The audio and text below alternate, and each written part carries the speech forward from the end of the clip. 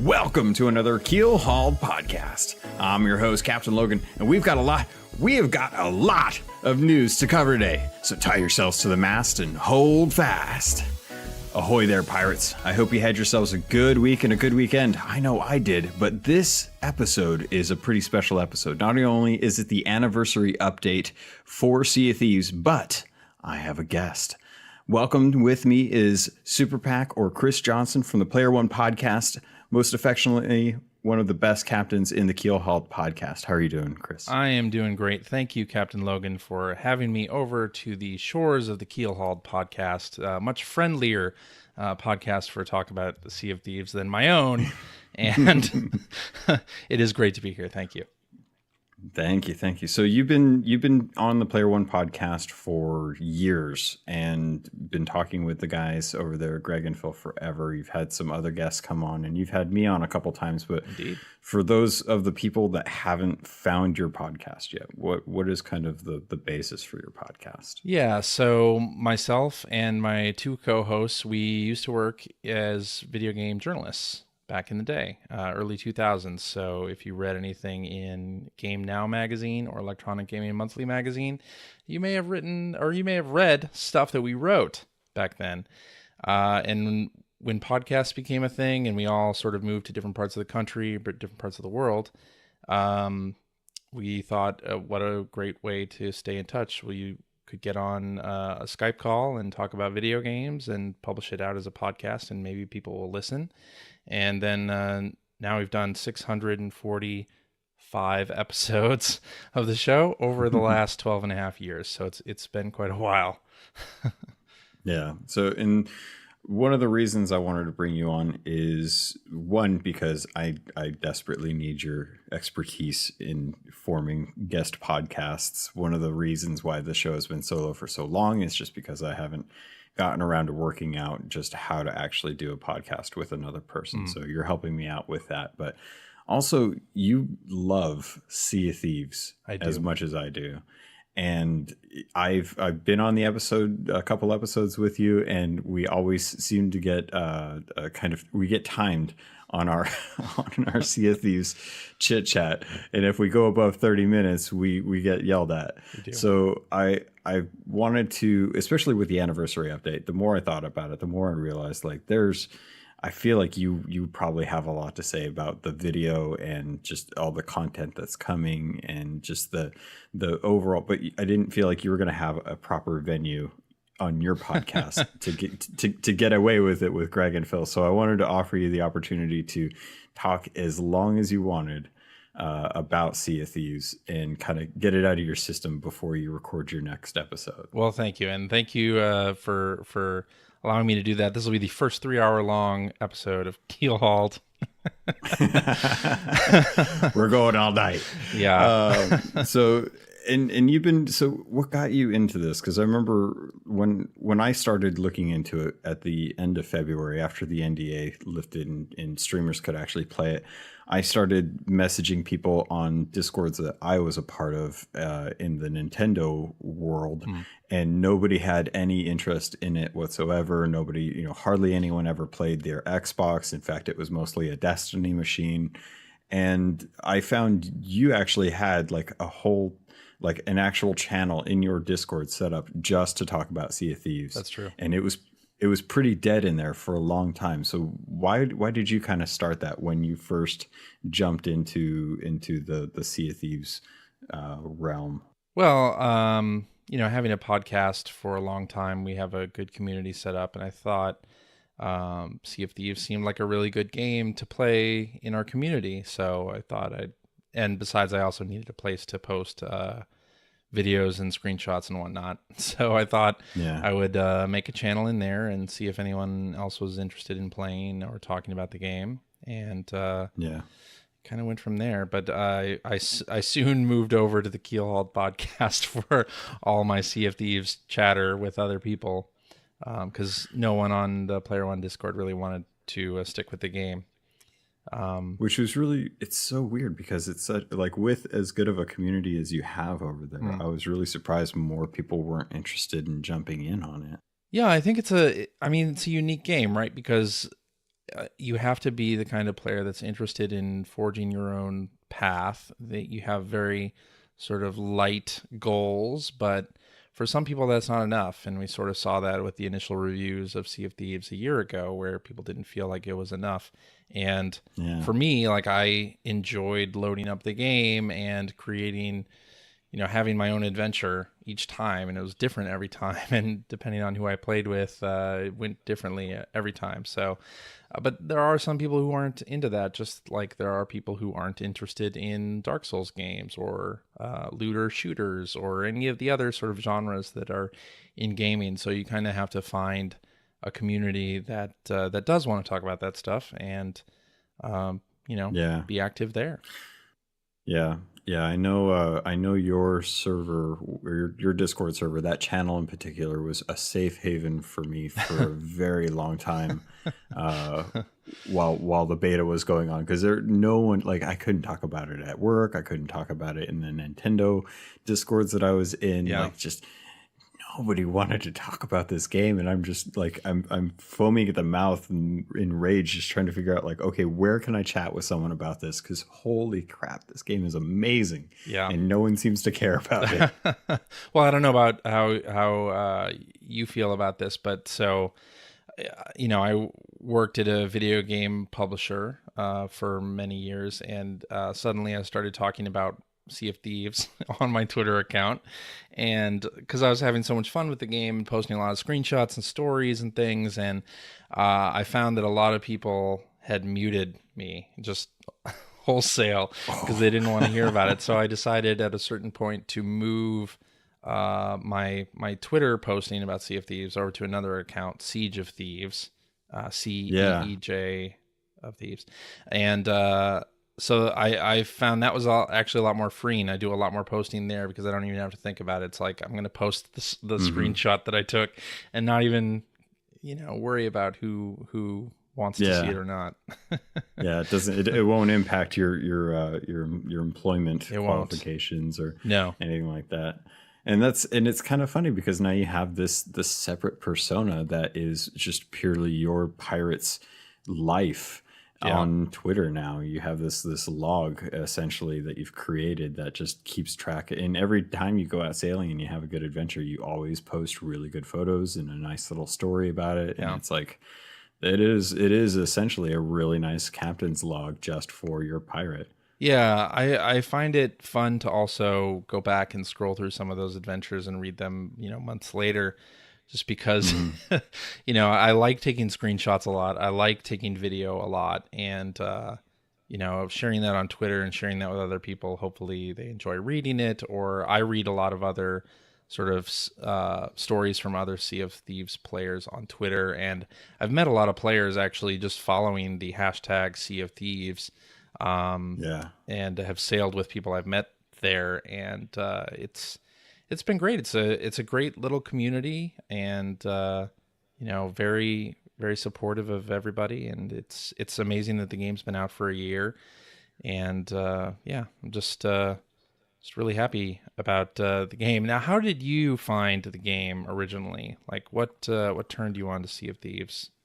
So I found this at the time I was working pest control down in Irvine, where I was happy to work down there because I had friends at Blizzard who I could go to lunch with, and that was like the perk. So one day I was light on stops and I didn't have much to do, so I went to one of the local like Dunkin' Donuts and decided to just get a cup of coffee and some donuts and chill out for a bit, waiting for my next appointment.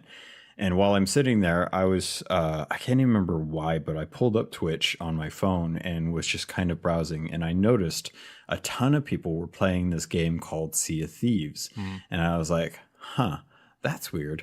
I wonder what this is. And I watched it, and I started watching streamers just like running around in this beautiful water on this ship, firing cannons and digging up treasure. And I was like, wait, this looks really good.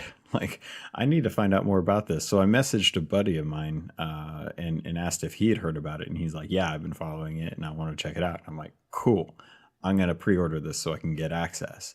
And that night I went home, went on either Best Buy or Amazon, whatever it took, and I got a code and I started playing the beta, and it was just enthralling. It was amazing to get out there and see it and stuff. And it was just out of whim. And then after that, it was like, all right, I need to get caught up on this game because I literally know nothing about this game. And then after going back and digging through all of the YouTube videos, binge listening to their entire, 3 years worth of podcasts, like checking out all the articles that they put up on their website, that I was like, okay, I feel like I'm saturated in this enough that I'm okay going on with my daily routine and not being completely just deprived of playing it when I can't play it, because that first beta was amazing. I think I pulled in at least 20 hours in that first weekend where they extended it.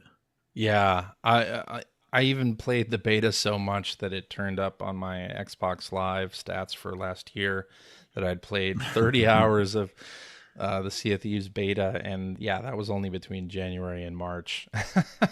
Yeah. And Yeah. also they wiped progress every weekend, so starting over each time, and I still played it that much, which is crazy. Yeah. So we've been playing for over a year now, actually, and it's been amazing. And we just got the anniversary update video on the 20th, along with the new update. And after they opened up the Insider, a lot of it seems like stuff that we can kind of anticipate. They've been talking about stuff for a while. Like, we knew that they were going to be bringing in cooking. We knew that they were going to bring in like harpoons and stuff. How did you feel when you saw this update? Because I was elated when I saw it. Yeah, when I saw the trailer, it's just like, oh my gosh, there's going to be so much more to do in this game. And, a year ago, the reviews said there's no the game has no content or whatever. And now you look at the update video and you're like, oh my gosh, like, how am I going to do all this stuff? Like, already, there's a lot.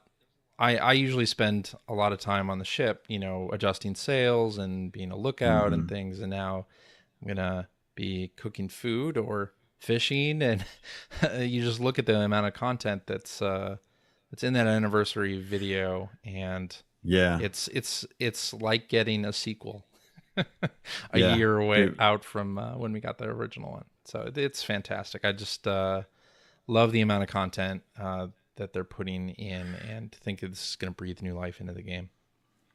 So I was thinking about it yesterday after because I've been watching the video over and over again, trying to piece together what's going on and all the stuff that's in there, and what's new and what's just slightly different. But when I watched this video, I realized, like, for one, it was kind of cool. It was actually trending on YouTube, which I was surprised compared to all the trailers that always come out and all the big popular YouTubers. That Sea of Thieves of all games is trending on the actual Twitter or YouTube list. And the thing I was thinking about is this anniversary, as amazing as it is for everyone that watched it that has been playing Sea of Thieves, if you were a new person that had never played this game, looking at that trailer, very little actually tells you what is new until the very end. Like, the end says there's new ways to play, and it shows the harpoon, the fishing, and another thing. And it's like, outside of that, like, there's so much other stuff that was shown in the first part of the trailer, the first 45 seconds, that they don't really tell you, like, okay, fishing's new, cooking's new, the books on the ships, the Sea Dog livery, stuff like that. All that stuff is not actually shown as technically like an addition to the game. So how would a new person go about actually discerning, like, okay, what's exciting about this anniversary update? The game looks good, but I don't know why it's a big deal. Yeah, I think new players, I can't imagine being a new player now. Like, there's so much stuff already, even with Shrouded Spoils, that kind of came in and uprooted the game for a lot of people. But as a complete beginner, like, I can't even fathom, like, coming into the game now and having to think about all the game has you think about. It's kind of amazing in that way. But yeah, I'd be curious to hear what newcomers think of, even newcomers that just started recently, what they think of this update video. I can imagine it's sort of an overload. Yeah, and everything, and as something that we've learned in the game is everything in this game is trying to kill you. And when I see an update trailer, part of me is excited to see what's coming to the game, but part of me is like, oh great, more stuff is coming to kill me again. Right. So, one thing that was absent about this video was pets, and this is something that has been, we knew about pets back in May of last year. We knew that they had plans to do that with the captaincy update. That all got scrapped and pushed to the wayside until a different time. We were anticipating pets coming with this mega update, and it doesn't look like they're ready yet. And I'm kind of wondering at this point, what's going on with the pets that they're not ready? Are they adding more? Are they tweaking what they've got? Is it not working? And also, how long do you think as a company, Sea of Thieves can continue going without having any way to monetize this game? Like, are the sales, do you think, good enough, and Game Pass good enough for now that they continue to push out free content? Yeah, I think, Sea of Thieves, I think, is probably the biggest of the sort of service games that Microsoft probably has to push Game Pass. But, Rare and Microsoft would know for sure, right? How many people subscribes to Game Pass and how many are playing Sea of Thieves on it. And, I feel probably very similar to you, where I want to support the game any way that I can, and microtransactions, like almost anything that they would introduce, I'd be ready to buy, because I want to support the game and continue development on it. And I guess it's lucky that it's a first party game where it can play into the overall platform strategy. They don't necessarily have to worry about the game making its money back in other ways. But I would really I would throw my actual money at cosmetics. Like, if they want to do some sort of premium versions of any cosmetics, I'd be down for that. So, pets as a way to monetize, I was ready to purchase. If Joe says he doesn't think that it's up to the standard that the team set, I'm ready to wait, but I'm ready with my money here to throw it at them whenever they want to put it out. Yeah, I'm excited. I think pets are good. I'm still kind of wondering, excuse me. I know we've talked about cosmetics as a purchasable, like with real currency, or I guess not real currency, but actual, like, hand in pocket kind of currency, for a while. And, I've thought it's been a great idea for pets, and I've been wondering what's coming after pets. And do you think, would you rather have like really elaborate cosmetics that are just wild and out there that totally change how your pirate looks or how your ship looks? Or would you be willing to pay for something that's more along the lines of having the ability to adjust cosmetics, like a tinting system, or like paying someone to change the dyes on colors and giving you more of like Anthem has a really elaborate system for being able to change the color and fabric and texture of all your javelins and stuff. Yeah. Would you rather pay for something like that, or would you have trust that they have preset costumes and cosmetics that are real currency? Because obviously some things will hit well with some people and other things will hit well with other people.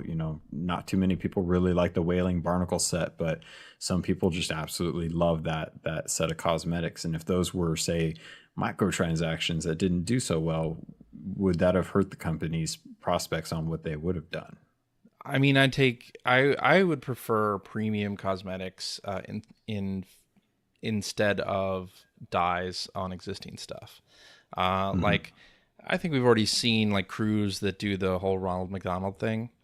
And it would be cool if you could get cosmetics that turned your entire crew into skeletons, or that if everybody bought a particular cosmetic, they could be, ghost pirates or whatever. Yeah, it is. Like, I kind of want to see that kind of thing in the game, and dyes alone wouldn't achieve that. So I think they have to do something different. But I think super fantastical. Everything, I definitely want to see some super fantastical stuff. I think that'd be awesome. And I think it'll be interesting to see how Rare handles microtransactions with the whole idea of tools, not rules, and no pay to win. I think that with it's gonna. I'm stuttering here. It's Well, do you think they've kind of shoehorned themselves into limiting like what is going to be cosmetic now? Like literally we have weapons, equipment, clothing, and ships. Like that's it. Like we have no forts, no bases, yeah, nothing that we can change our character styles with. Everything that we have cosmetics for or literally stuff that we use or wear. And it yeah. feels like that's, I mean, you could do a lot with that, but there's only so many clothes we're going to want to wear, and everything is still technically in first person. So the best stuff is usually the stuff you can see all the time. I don't So know though. I how, mean, I think they could I think they could potentially let you customize a lot of things like cannonball trails, smoke trails, and like if you shoot yourself out of a cannon, you may have a particular cosmetic that you get like a different color trail or something like that. mhm. You could look at what a lot of free to play games do, like Realm Royale lets you customize a lot of different aspects. Uh, Yeah. and Fortnite also just lets you, really customize. And if they did some of that stuff, so, some people I think would be down to pay, other people wouldn't, but they sort of have to find that balance, I guess. I honestly, the whole captaincy thing and having a base, I never really knew how that was going to fit into a game like Sea of Thieves. Yeah. So I'm fine if they don't do anything with that for now. Kind of building off of the idea of having a microtransaction for like a smoke trail for a cannon. How do you feel about microtransactions for things that increase reputation and gold? Like we had our Oh, first weekend for the Golden Glory. Would you be okay with like boosts? Like a lot of companies go with like reputation or experience boosts as microtransactions. Would you be fine with that in Sea of Thieves? I think that's pay to win. I'm not cool with that.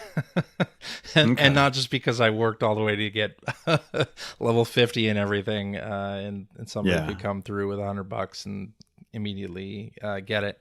But yeah, boosts I'm not so sure. If I've often thought like if Rare were to do a sort of Sea of Thieves season pass or like a battle pass type thing, where you pay a certain amount and then you get cosmetics based on your progression through whatever. I Hmm. mean, that's sort of like what's happened with the mercenary missions and build rats, where I be sure to get all of all of those missions done early so that I can spend my doubloons on the special cosmetics so that I can have that stuff.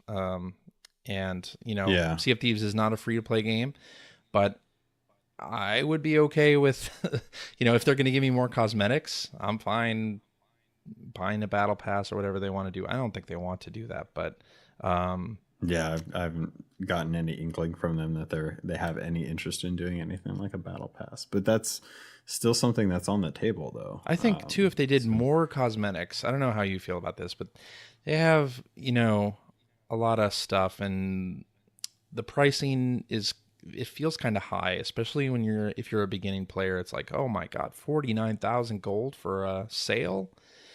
And then hmm. after you play for a while, you realize that that's not really that much in the grand scheme of things. But Yeah. I think if they had more stuff, and that's really all I want more of everything. Like I just want them Yeah. to churn out clothes and sails and hulls and uh, a little bit of everything, and then maybe they could lower the price on some of that stuff, and people would actually uh, buy into it more. Like I have listened to a Well, few we had that podcasts, people who before. bounced out of the game because they didn't feel like they could buy hats or clothes right away after doing a couple low level missions, and it's like that's kind of a barrier to entry. So uh, Yeah. To counter that, because I mean, in my mind, like I don't have a lot of gold, and it's weird for me to be as high level as I am and not have a whole lot of gold. But when it like the feeling I had when I was able to start buying some of the clothing that I wanted was great. And when I was able to finally buy like the Admiral hull and liveries, like the people that I played with, we tried to like work out like, okay, who's going to buy the sails? Who's going to buy the figurehead? Who's going to buy the hull? Because we could only ever afford one, but we wanted to have our ship look amazing like when we sailed out. And that was like that was an experience that I don't think I'll get to have again, because now I just have all of the sails and liveries myself. And while I may not have a huge surplus of gold, when the new stuff comes out, it's going to be just, oh, well, I've already got the gold. I'll just drop it now and buy it. And Yeah. it feels like there's some stuff that is really, really high and some stuff that's low compared to where I'm at now. And I'm just thinking, like, I feel like maybe we could do with another sale, like, because the cosmetics used to be what, 75,000 when they first came out. Yeah. And then they got bumped down around the time that Curse Sales came out, when they actually announced that they were going to be lowering the prices and told people to save their gold when that content came out. And that was about 6 months ago. It's about 6 months now. And I honestly, I could see them doing another drop in pricing to help out newer pirates that are just jumping in. But at the same time, it's also a lot easier to get gold now. Like, it's That's lot true. easier. It's a lot easier to get gold unless you don't have if you have a friend that's high level, it's easy to get gold. If you are starting out from the beginning now, it's pretty hard, considering that you might get sunk real easily and lose a lot of your gold progress. Like, True.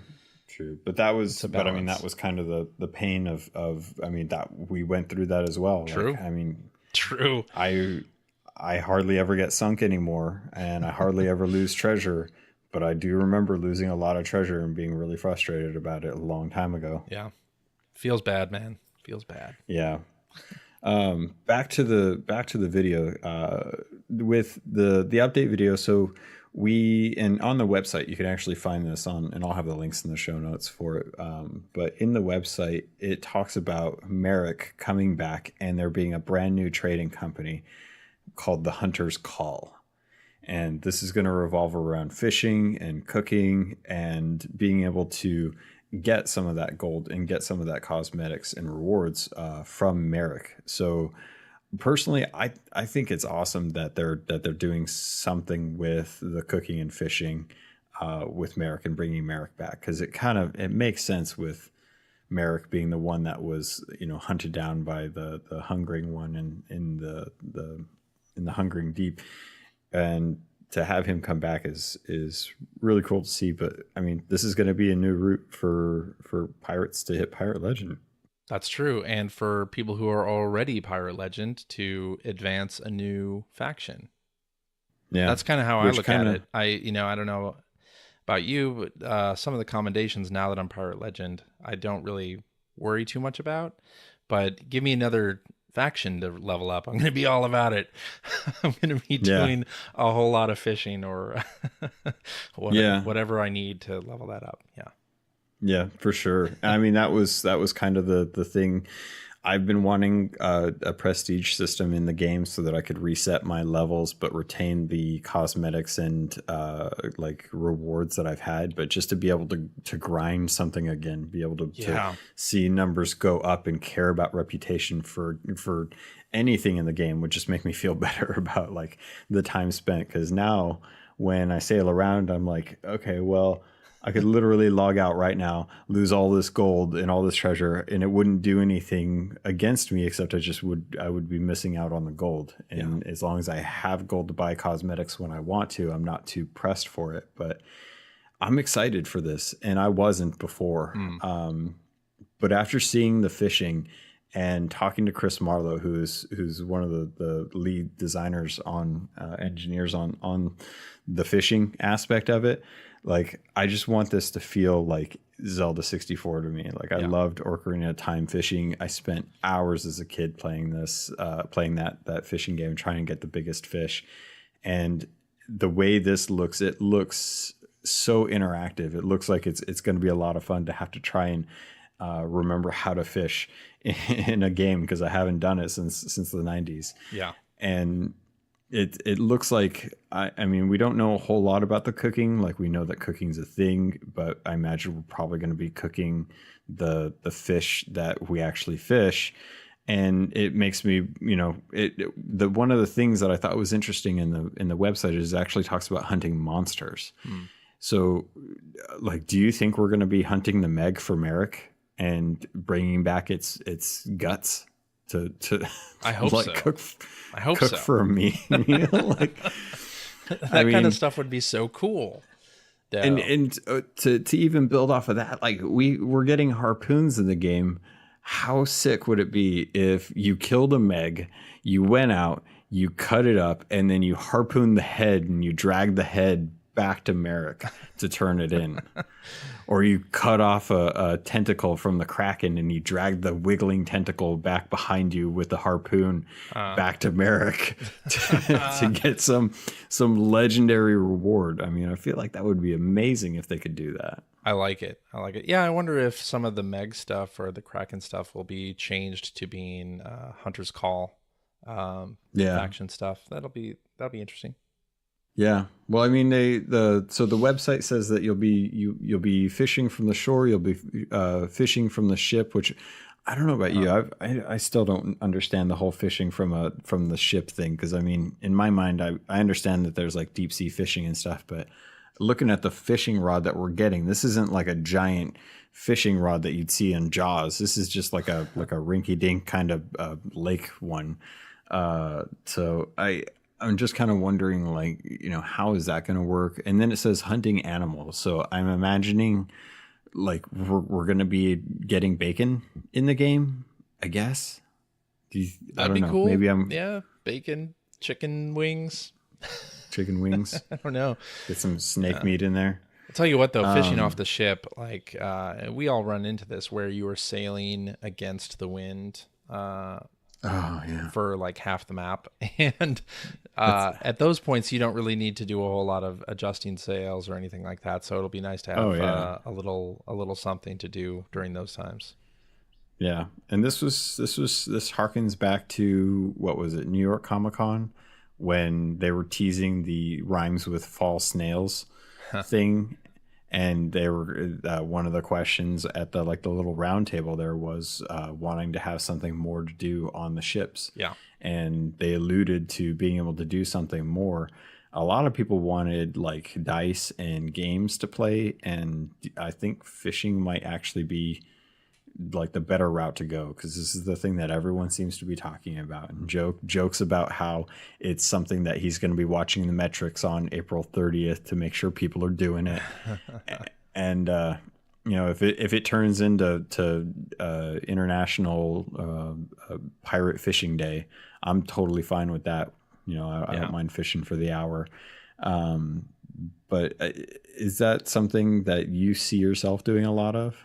Yeah, I could see myself doing a fair bit of it. I think it'll be fun, especially like if you're in an alliance and you've done something in the game and everybody's kind of meets back at the outpost to go fishing together, or I think that could be super fun. Just another way to interact, not only with your own crew but other crews that are that makes this game special. And another way to interact with players in the world is great. And I think you'll see a lot of like social fishing. I think you'll find people finding interesting places to fish off of and fish together.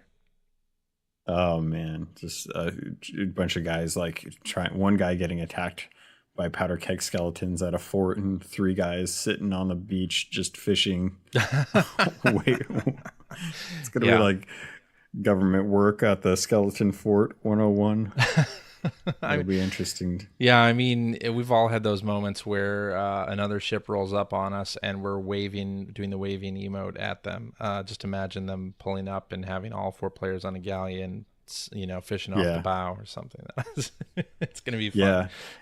And one of the conversations that we've had a long time ago is you've wanted like a neutral ship that could be something that just supplies people with stuff, like whether it be planks or cannonballs, bananas. This kind of you could potentially, I mean, it depends on how people are, but you could actually get this kind of Yeah. where you spend time fishing up a bunch of fish and cooking it, and then like having it for people in exchange for treasure, and being like, hey, you want a bunch of cooked fish? I got a bunch of cooked fish. Yeah. I'll take some treasure donations if you want. Like, would you want like a flag in the game that kind of indicates that you want to be a neutral party, or even have like a flag in the game that just indicates that you want to sell goods? Yeah, I think that could be really fun. One of my favorite things in the game to even just watch videos of are things like the Frosty Force, right? And Hmm. reverse pirating, where you're giving treasure to other pirates. And Hmm. those have been some of the most interesting interactions in the game. And yeah, I mentioned that I wanted to do some kind of like surplus or supply ship, basically, and travel around the server giving supplies to people. Um, I think it'd be fun to have an official flag to do that with. That'd be kind of cool. Yeah. It's been a while since I've actually sailed up to people and said, "Hey, do you want all of our cannonballs?" But and sometimes that works, Hmm. and sometimes people run away from you when you do that. Yeah. Yeah. It's definitely been a lot more interesting with ships. I know we've had some fun interactions with some crews Mm, that just chase and chase and chase, and not a word is spoken and not a cannon is fired, but yeah. it's apparent that they're coming after you. So Oh yeah. um, with the kind of moving into the video, 'cause there was something that happened in the video that just kind of really kind of took me back for a second, and that was when we saw two pirates on a beach looking at a chest that we've never seen before, Hmm. and one of them is holding up something that it looks like it could be a key, but it also looks like a dancer, like the little figure that you have on the music boxes, and the chest just opens, and Something this we've never seen confuses. before, right? Yeah, Never this seen a chest confuses, open. because we've always had to, and based on the Athena's Fortune book, all the chests in the world are intended to be built out of the chains that held the old mother, that are not intended to rust or break, and the keys to those chests are all held by the gold hoarders, and those were stolen from Ramses. So all the treasure in the game has always been something that you have to take to the gold hoarders. They're the only ones that can get it, and this makes me start to wonder, like, are we getting something that isn't gold in these Mm. chests? Is this something that is going to be lore driven, like we're going to get a map out of there, or could we get cosmetics? Like Mike in the past has talked about finding just about anything in the chest of legends, and come to find out the only thing in there was only ever gold. We never got any kind of cosmetics or anything out of that. So I'm wondering, like, what do you think these chests could offer us? Like, I've never seen a chest opened in the game, so I have no idea. Yeah, I haven't either, and it's It's I'm weird. looking forward to every aspect of this update in so many ways. But having a chest open for the first time on in that trailer is like, you know, the mind Yeah, reels with what could that be and what could that mean for other areas of the game. Yeah. yeah, and that kind of ties into something else that I saw, that I have a little inkling of what they could be for based on the website. But in the trailer, we saw one pirate on the ship holding what looked like a giant ledger book. And in my mind, I'm thinking, okay, well, that's got to be how we access our voyages. Like, that's got to be how if you get a message in a bottle, you take that page out of the bottle, you put it into the book, and now your book has that. If you want to cancel that voyage, you tear the page out of the book Mm. and throw it away. Then you just have your regular voyages. And that gives us, because with the mercenary quests, we've been able to have more than 3 voyages, and I don't know why we're restricted to just 3. And I'm wondering if this system, or if these books are something that would be along those lines. But at the same time, looking at the website only shows that the books are tied to the Tall Tales thing. So I'm assuming that those are like the new quest system that they were talking about. I don't know. Right. Yeah, I'm not sure.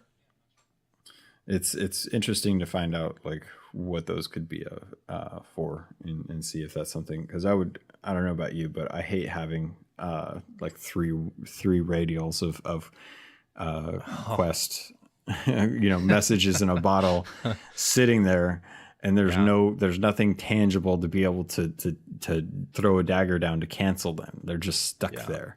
It would be great to have some way of canceling messaging, like throwing it back, or like some way to say I don't want this.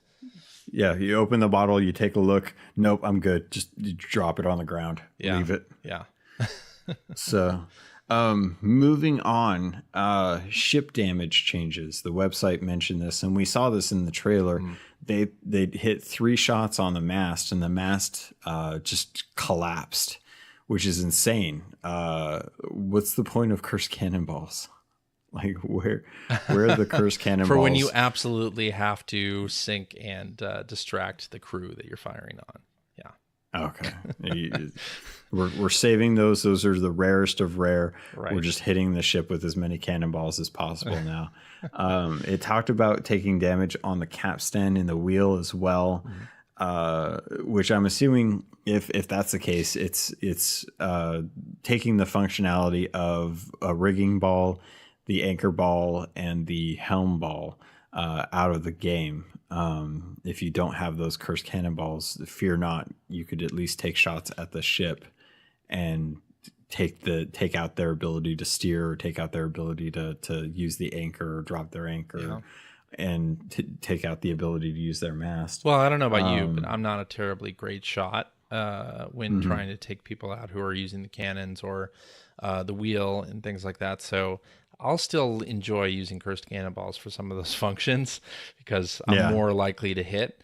But it's very cool that they're adding additional damage for those areas if you happen to be somebody who is good at hitting those areas. Yeah.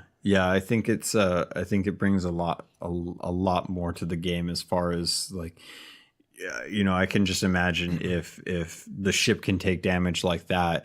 It feels like things like mega kegs and powder kegs could be a lot more impactful if you're able to break a mast. And this was something that I remember I talked a long time ago about with Carides and Octurus Mike, when Mike dropped in on their stream.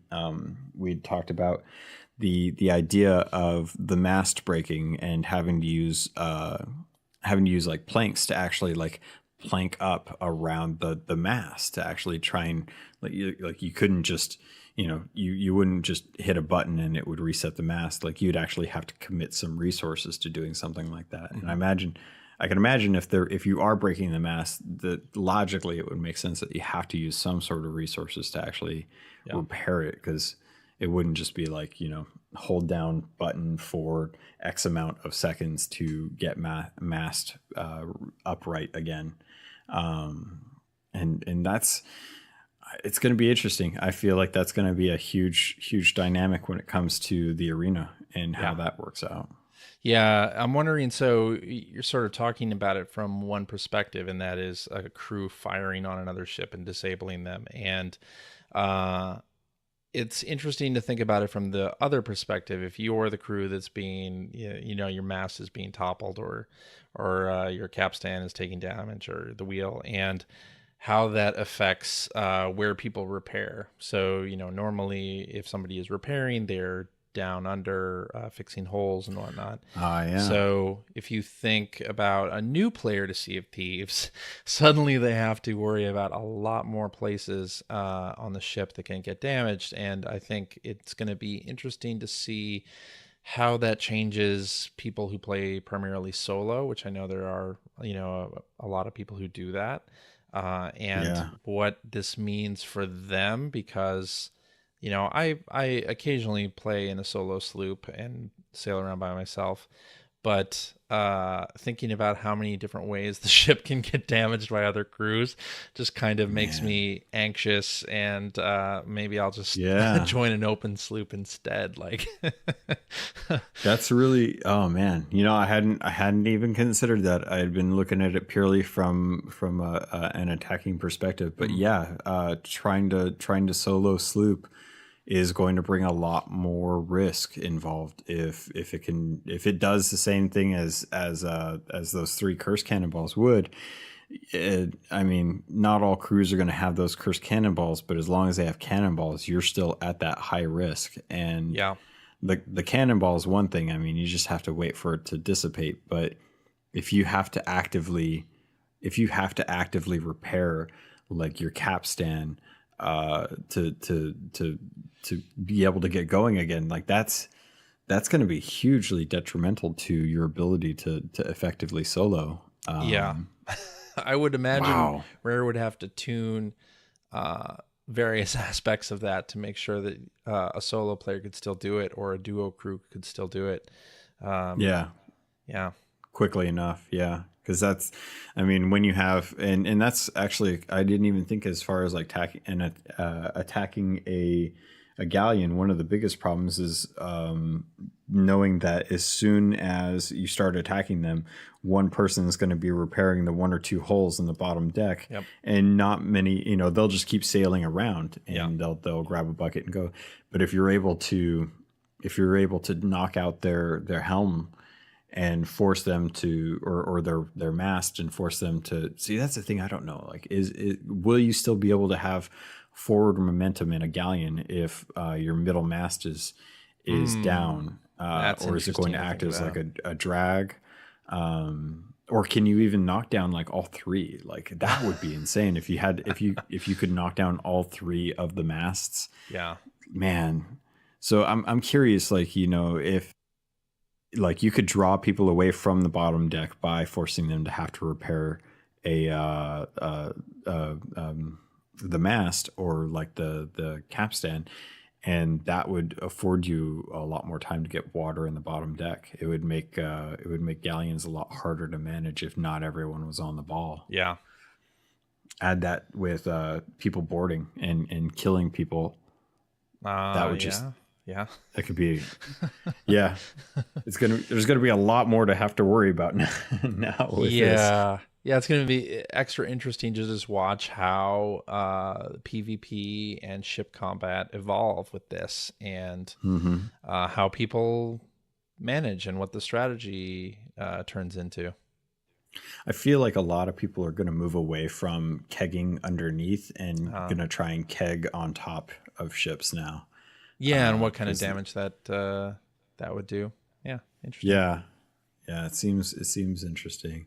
And talking about PvP, we got a lot more information about the arena with this video. The videos were kind of interesting. You kind of had to pull a lot out, but the thing that I wanted to talk about especially has to do with the scene that has the two ships firing upon each other, and then it has a bunch of crew members on this galleon that doesn't actually have masts except for the middle one, which has the crow's nest and then a giant flare up at the top. And there's a bunch of ramps along the sides of this galleon, and this thing looks awesome. Like I'm looking at that thing and I'm wondering, why aren't those the sea posts?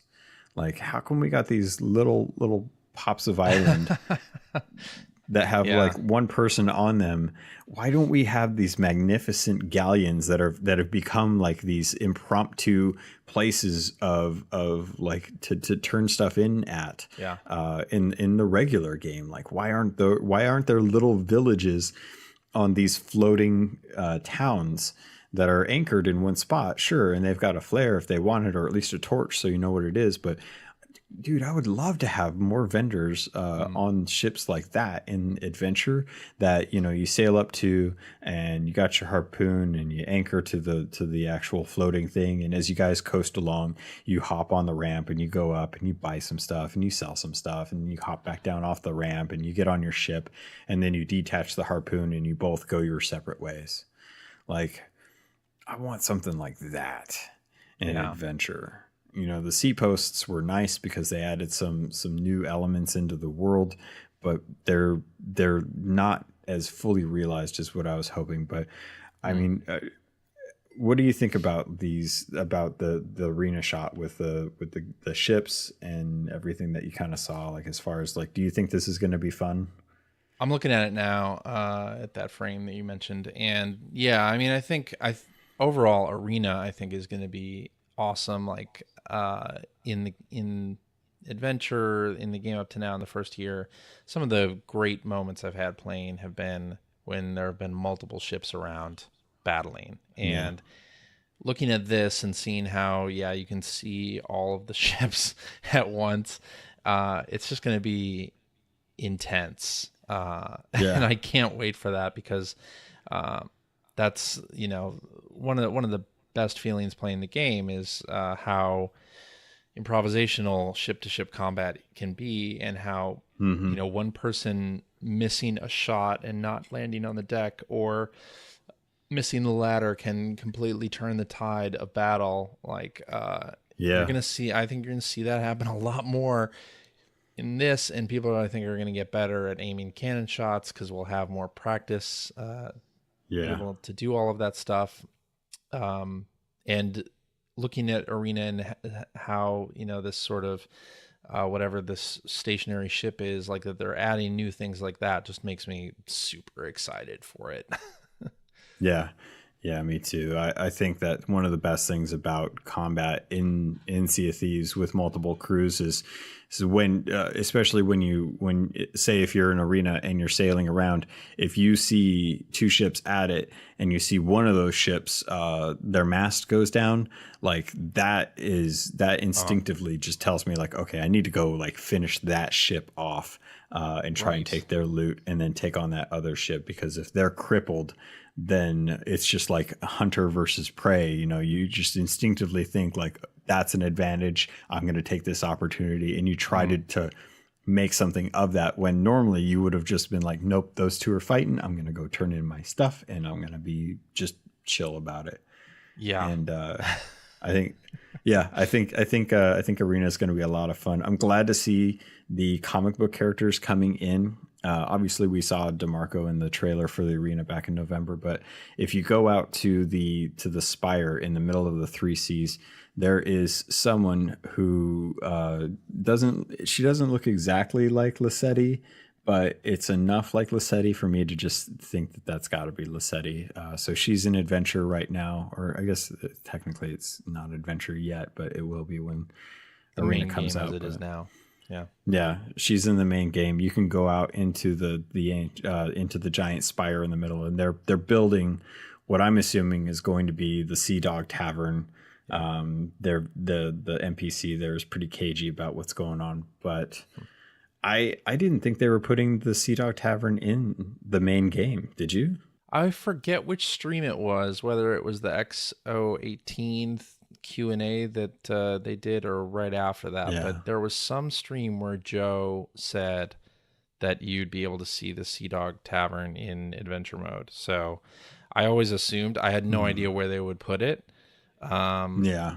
but I'm happy with where they've placed it, and I find it so fun to the little touches that they add to the world, and they did this with Cursed Sails and with Wanda and things that were changing in the game before the update Hmm. actually happened. Like I love the construction of whatever this is, and being able to like Yeah. see that something's happening in the world. It just makes everything feel so much more alive. And I know other games do in game events. Fortnite has done like Hmm. something where something happens in the world that you have to be logged in to be able to see it or experience it or whatever. But that kind of thing is so cool, and I hope they do more of it going forward. I love this little construction scene they have going, and I know it probably took a lot of planning and artists to do it, even though it's only the time between now and whenever this update, or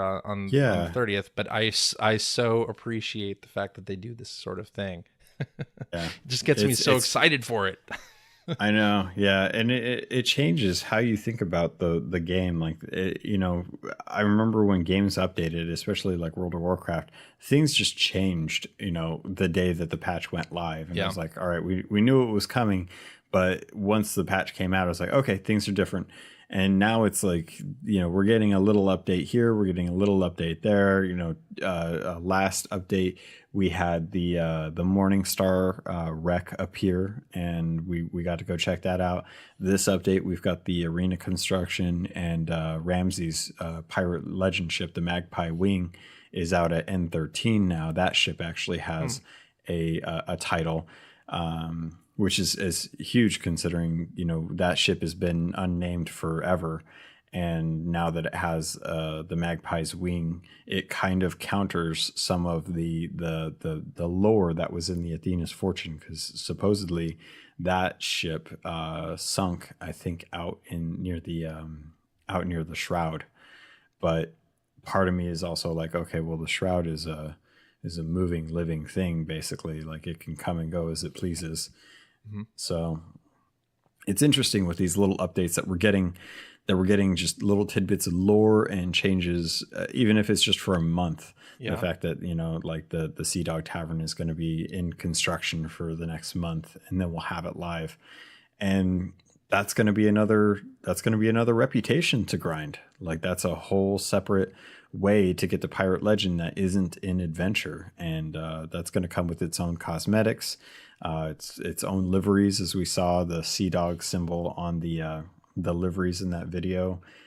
So I'm assuming we're going to be getting those somehow through probably reputations for the Sea Dog guys. And yeah, it's amazing. So are you planning on grinding up both the Hunter's Call and Sea Dog reputation? Of course. When those come live, of course, you're loving that. Yeah, I mean, I think it's even better if you have a regular crew that you sail with, to have this sort of mode where you can really show off your teamwork. Yeah. And I pray for anyone who enters open crew in the arena. Oh man, that's a thing, isn't it? Yeah. It's going to be interesting to watch how the player base rolls with this, because I mean, already you have in adventure, you have crews that's their thing. They just go around sinking people, right? And are those people going to move entirely over to arena, or like what's I think they would want to. I think that the people that are thriving for that PvP experience are gonna love arena, and they're gonna move to it quickly. And I think I honestly don't know why they would want to have open crew in arena. That just seems like a nightmare to me. Like, it's already can't even imagine. Pretty rough. The last times I've joined an open crew galleon have just been like Twitch plays Pokemon. Basically, like, it's just everybody doing their own thing and their own idea of what they want to do and marking the map, and it's just like it never quite works out. I think that's still one of the weak areas of the game, if there is one after this mega update, is finding crews, finding good crews, and just joining open crew isn't enough. And looking for a group, I think, is good in some respects, but not quite enough, maybe. It. But we'll see. Never once have I ever looked at my Xbox app and thought, yes, that is the place I want to go to find good, viable pirate crew mates. Right. I wonder though if they do, if they allow, like, talking about open crew and larger ships, and whether you'll be able to do it on a sloop. Like, I would love to do an arena game where it's me and 5 other solo sloopers. Like, how that would go. That would be really fun, and also like super challenging to pull off. Like, just thinking about that. So yeah, it would be great to see just how they approach bringing different ships, and they've said that when arena comes, it's going to be pretty bare bones when it's released, and that they'll probably iterate on it in parallel with adventure mode. So Yeah. while we may only have galleons to start with, there may very well be like the addition to brigs soon, and then sloops, and then eventually a mix. Yeah. I would imagine. Like, I feel like they got to have a mix where people are just like, nah, I'm better alone than I am with 3 other idiots on a galleon. So just let me, I'll tackle that galleon. It's fine. Yeah. So, and we got a little more look at the actual Sea Dog Tavern. I was happy to see it's got 2 floors. There's a bunch of paintings, pictures, portraits on the walls. There's a hot tub, as they said. They promised there'd be a hot tub, so Yep. It'll be nice to kind of hang out in there and just kind of RP if you really want. It'll be like Deep Run Tram in Ironforge to Stormwind for the old WoW players, finding the weird people RPing down in the train system.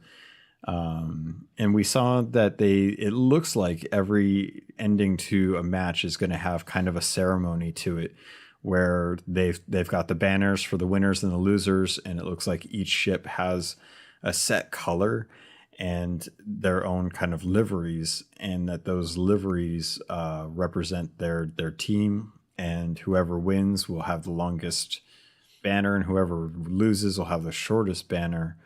And then I guess we just get golden rep based off of that. Like, it didn't have.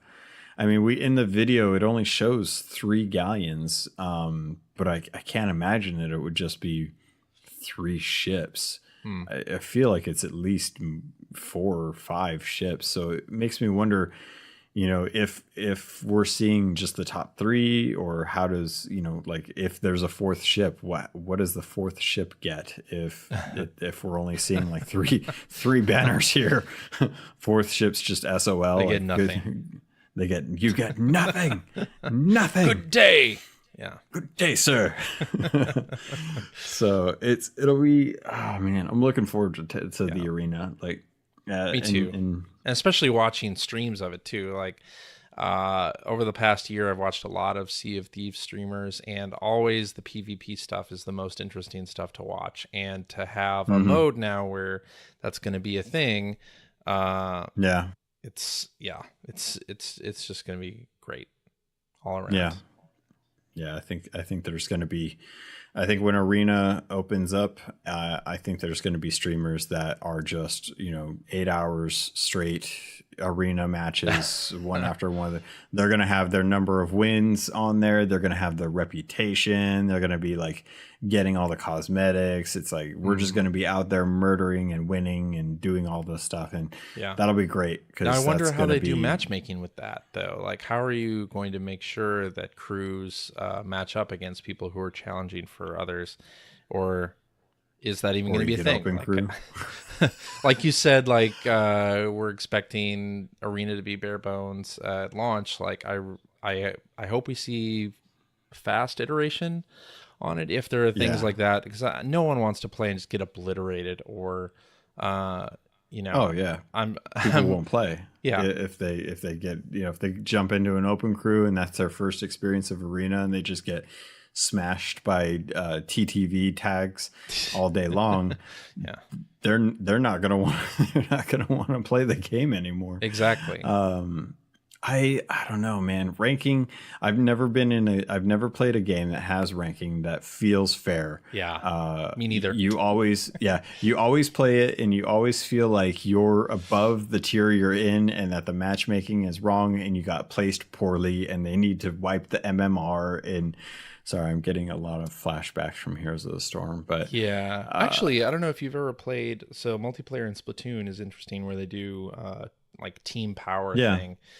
And or at least they do for Splatfest events. I don't know if this is something they do oftentimes for everything else. They do it for the ranked modes, I think. But yeah, they have a kind of team power number, and that would be interesting if Rare is matching people up by that. Otherwise, I think it's going to be, for some crews, you're just going to get in there and obliterate the others, and it's not going to be fun. You want to be matched with people who are of equal or better skill than you, and you don't want to get trampled either. Like, so for everybody, I hope they're thinking about that. I'm sure they are. They think about a lot of that stuff. So yeah, definitely.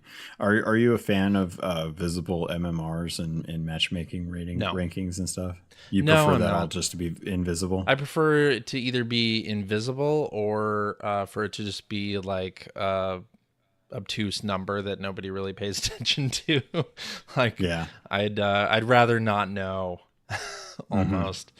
I don't want other people to know how good or bad I am, and I don't want to know how good or bad they are. Gotcha. Yeah, because that can actually, that can change your perspective on the outlook on a game. Even if someone gets a really high level and you jump in there against them, it's like, I know looking at higher tier people and I'm like, what are they doing in my league? They're clearly in the higher league. Why do I have to face off against them? I'm going to lose already. And it just ruins the mindset. So, do you think a competitive mode like the arena calls for some kind of stat tracking where I can see how well I've done or not done in that? They don't really have such a thing as like a kill death ratio in Sea of Thieves, or like a number of ships sunk or things like that. But with the competitive mode, I think your attitude towards playing sort of shifts, and I wonder if they would include something like that.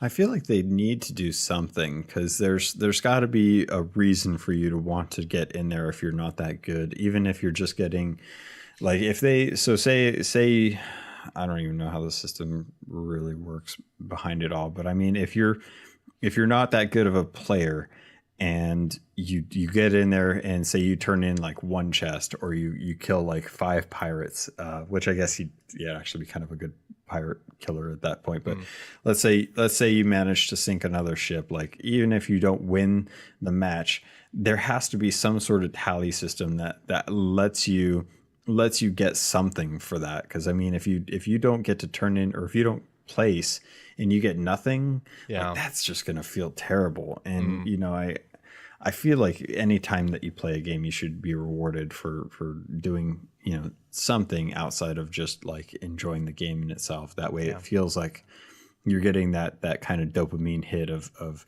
getting a little bit of something. If maybe not, if it's not the most, it's still something.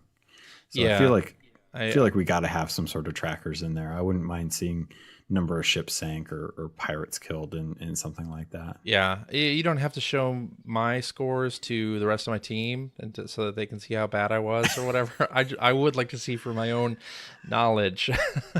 keep it. People are just looking up your gamer tag and they're like, all right, how many pirates is? That's right. He's only killed 3 pirates. Well, I don't want him on my team. Yeah. That's one of the problems that I have with Apex right now is those banners that show your personal character like stats is like, well, I just want to show like, how far I've shot like Lifeline's Pathfinder's little zip line, and just how long I've traveled on a zip line. I don't want people to see I only got 6 kills. Yeah. I mean, that's another interesting question. Would they show you what who the other crews are you're about to fight? Or yeah.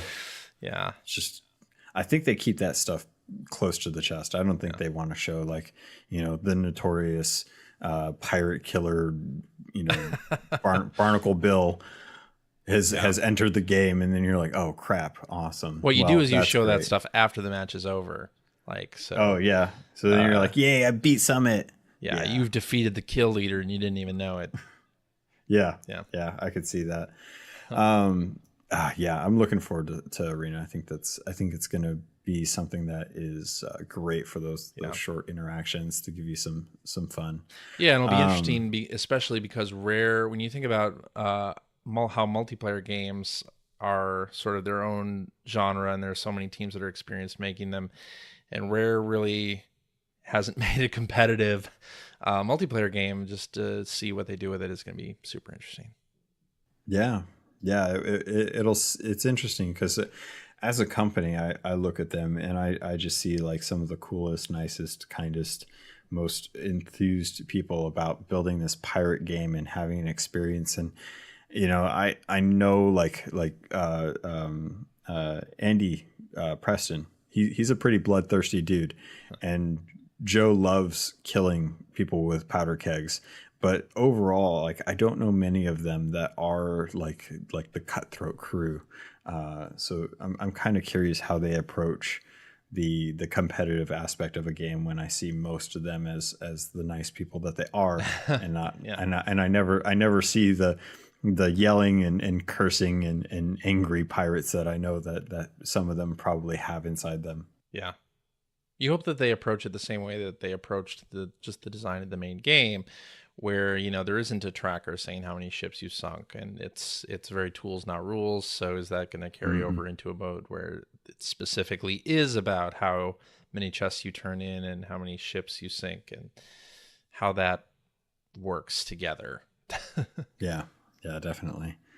So going into the rest of the video, the tall tales part of it, like, to kind of preface this, you're not into story, right? Like Yeah. you've told me. I love video games, and there are a lot of video games that I love that have very complex stories, and oftentimes it's sort of a peripheral thing for me. I don't really follow, and Sea of Thieves is one of those where I know the story is there, and but I'm more interested in the story of the game the story of the session that I'm having right then instead of the overall. But you are super into the story of Sea of Thieves. I love the story as much as I love like digging up chests on X marks the spots. I absolutely adore it. So yeah. With this, like, I know I'm probably going to be talking a lot about this, so if I bore you, I apologize. But with Tall Tales, the Shores of Gold, we're getting closer and closer to like what I think is going to be our first boss raid in the game. Like and you and I have talked about this, and you've mentioned a couple of times that the Gold Hoarder, the Kotaku figure, or is it Kotaku? Totaku. No, who did the Totaku? That's who it was. Did the Gold Hoarder figure? We have artwork of the Gold Hoarder. The trailers have had the Gold Hoarder. We don't have the Gold Hoarder in the game. Yeah. Rathbone is not in the game, and for the first time since the game came out, I feel like we're getting closer to that. I feel like with the Morning Star showing up, with the Magpie's Wing showing up, with this new quest-based system that they're talking about, and Shores of Gold, to me, sounds like we're going for the Gold Hoarder. It sounds like we're getting Rathbone, because we found out with the Devil's Roar that Stitcher Jim was one of the first Gold Hoarders. He has a master who, because of his association with the Gold Hoarders, we would assume that him being one of the first ones and looking so much younger than he actually is would lead to me believing that he's the Gold Hoarder. And he disappeared off of Liar's Backbone. We haven't heard from him since. But we know that the Shroud Breaker was a figurehead. And we know from the Athena's Fortune book, if you haven't read this, I'm spoiling it, so just live with it. I love you anyway. But in Athena's Fortune, it talks about how they've had to go to this island where where Rathbone found this island, and this island was so enthralling that he decided to make it like his place. It's like his joint, and he just had people sailing out and bringing him back gold, and he just like had caverns upon caverns of gold in these in this island. And I'm wondering if that's going to be a thing. Like if we could actually find his island, if we could, if he, well, because in that book, like, he gets trapped in there by Lorena, and she makes it out alive. Not all of her crew makes it out of there, but it's this huge. Oh God, it's such a great ending to the book too. How Ramsay had condemned Rathbone to the island, and Rathbone, like, he wouldn't give up his gold, and it ended up killing him, but not really, because he turned into a skeleton as a result, just like Flameheart, just like Wanda.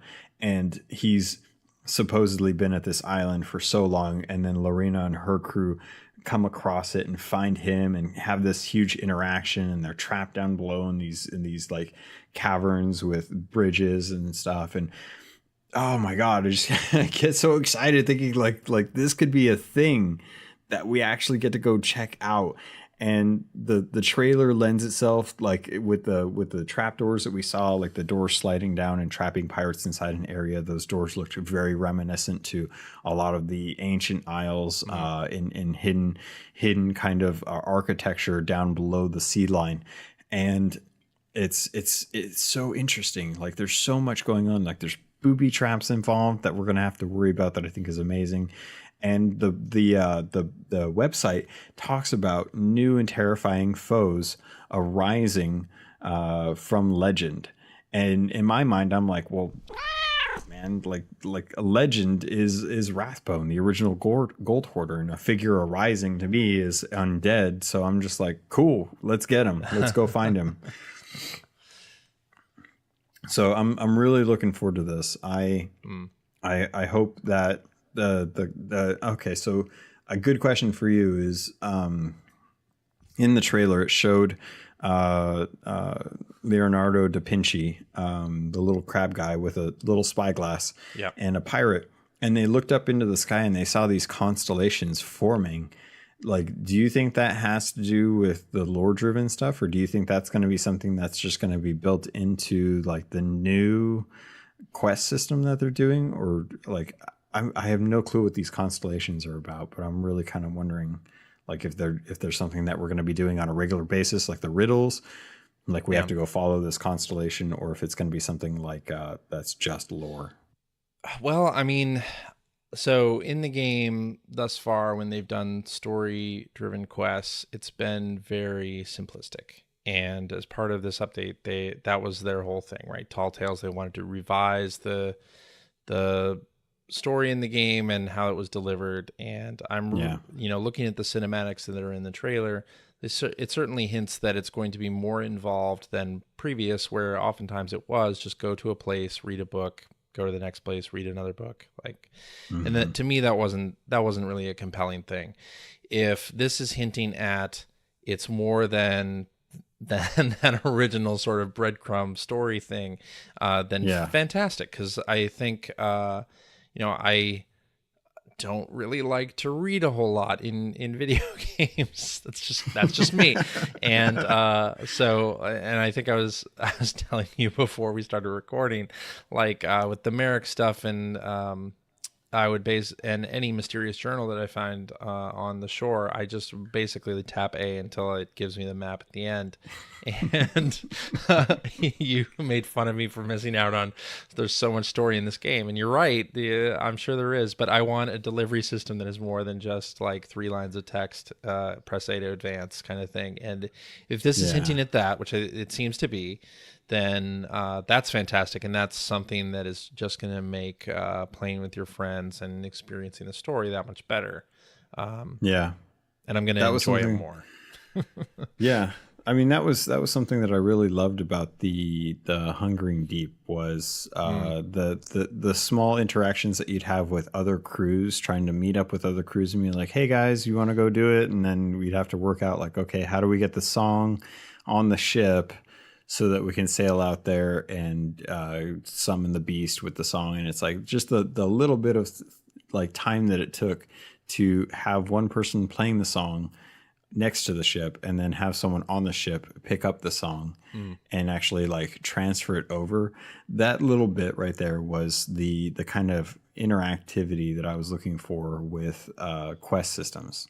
And I think the kind of detective stuff that you did with Wanda was cool, up until the point where you had to go from Big Island to Big Island to Big Island to read one tiny journal at like Crescent Isle or Thieves Haven or Sunken Grove. Like those parts were kind of dull, but finding out about like her footsteps and then leading her over to Wanderer's Refuge and finding her workshop, like that was all really, really cool to me. So I don't know what the constellations are about, but I'm hoping that they're part of the story and that there's something that's just going to build this like great memory of what we're going to be doing. So that covers most of the actual like anniversary video. We're getting the update on April 30th. Do you think we're getting anything before then? Do you think we're going to get another mercenary voyage with more Wandering Reaper stuff? I hope so, because I really like the Reaper run voyages, the mercenary run stuff. If it has cosmetics tied to it, of course, love it. And we certainly have enough time where they would normally do that, where I think they've been 2 weeks, right, for the mercenaries thus far. Yeah, last one. So, and we had like with this last update on March 20th, we just got the update. We have the new one. It's the Reaper's Run Shipwreck Bay. There are 2 regular ones. It's the Shores of Plenty and the Devil's Roar. I've done the Shores of Plenty one. I haven't done the Devil's Roar one yet. So I still need to unlock the blunderbuss for the mercenary set there, but I do have the Eye of Reach one. Do you like the mercenary set? Is that something that you? Yeah, I started buying pieces of it that I could buy already. I did the Devil's Run Merc run, so I have the blunderbuss. I don't know about you, but I play dress up in the game. Where I change my look like once every 2 months or so, and put things on. And I know people that we sail with will just go to the cosmetic box and hit on random and put on whatever. Anytime there's a quest based cosmetic to get, I'm right there. Like I want that, even if I'm not going to wear the mercenary set, I'll get it. Yeah, just to have it. And we got the what do you think of the Captain Bones cutlass? Like have you I know you love the what's it called? The flaming sword. Yeah, the Devil's Roar fire one. I don't know what that's called, but so I've switched over to the Captain Bones cutlass. I think it looks cool for sure. It doesn't have any glowy bits, which is, I like a sword that glows or guns that glow is good. What about you? What do you think of the Captain Bones, the skull with the hilt? I think it looks amazing, but it's not a black sword, and I have to stick with the obsidian. I have to stick with that ferryman sword until they bring in another sword that has a black blade. I'm not interested in any of the other ones, and I even sported a couple of the other ones for a while, and it just didn't feel the same. So I went back to the ferryman one and have been living with that one forever. But I'm glad that we got a little tease about Captain Bones, because I went back and I dug in through the Twitter and started paying attention to like all the little things that he would steal and share with people as their kind of promotional campaign for giving the people, the insiders and the deckhands and boatswains and stuff, something to look at for Sea of Thieves. We got the Pirate Legend cosmetics. You've been Pirate Legend for a while. What did you think of these compared to the originals? I think they're cool. They're glowy, which of course I love. And they're gold, which is nice. I don't know about you, so I don't necessarily use the Pirate Legend liveries all that much because I find that it sort of makes you a target. And you had a little bit of a problem with that last Friday, right? Friday, yeah. I was sailing with a friend who's also a Pirate Legend, and then we had a friend who only plays occasionally, who's not. We were on a brig, and we had put on the Pirate Legend cosmetics, and it made us a target. This other brigantine decided they wanted to sink us, and they did. And there was one point where the player we were playing with, who has barely played, died, and he spawned wherever the ship had spawned, and the two of us were still in the water doing our best to basically try to sink this other boat so they couldn't get the treasure that we had and lost. And he just started sailing away from the outpost, not realizing that maybe we want to change the liveries, because now that we have the golden unicorn, the gold hull, the gold sails, maybe we want to not be such a beacon of PvP. So I love the liveries themselves. I think they look great. The gold unicorn, my daughter's going to be all about that. But I think it's in some ways does make you quite the target. So You want to be ready to fend off anyone who comes after those. I just don't use the Pirate Legend. I also don't really use the Pirate Legend cosmetics on my pirate himself, because I find that sometimes people are they gloat a whole lot into the microphone if they sink you or kill you if you're a pirate legend. And I don't want to hear it. It's funny too, because I can't remember the last time that I actually had someone like gloat over the fact that I was a pirate, that they killed a pirate legend, because all I ever seem to run into are pirate legends. And I'm just, every time I come up across a pirate legend, I'm just like, oh, okay, whatever. It was never a thing where, for a long time, it was like the people that wanted to be pirate legend felt like they were taking down pirate legends. And now it's been so long since the game has been out that even the most casual of people have a fair shot at hitting pirate legend eventually. So it's not one of those like, they're the gods of the seas because they have hit pirate legend before I must kill them and gloat over them. Now it's just like, that guy's got pirate legend. Okay. Do you run with the pirate legend gear on? Like, what's your usual livery choice? Usually I'll throw on something colorful, because lately I've been overrun by just the amount of black liveries that we have. And as a result, whatever goes on the ship, the first thing that goes onto the ship is the spinal figurehead, because I just absolutely love that figurehead. And it's probably still one of my top 3 that I'll put on. But lately I've been going with a red theme. So I'll throw on like the Admiral one, or sometimes I just like putting on the cursed cruise ones, the Bone Crusher stuff. I don't know. I've been wanting more like bright, vibrant colored like ships. The last few that we've been getting have all been so dark and black, and that's great. But every time you see a ship on the seas, it's just like, oh great, another black ship. I would love to see some bright blues. I would love to see some bright greens. I would love to see just a variance in like the purple's nice, but it's not bright enough. And I've been harping on the fact that the liveries that I've been seeing are all just straight color palettes on there. I want a ship that is closer to a like the Cursed Cruise, something that looks dilapidated, or something that just looks like over the top regal. Like I want to have like a dynamic change to the way a ship actually looks, as opposed to just changing the colors, tints of it.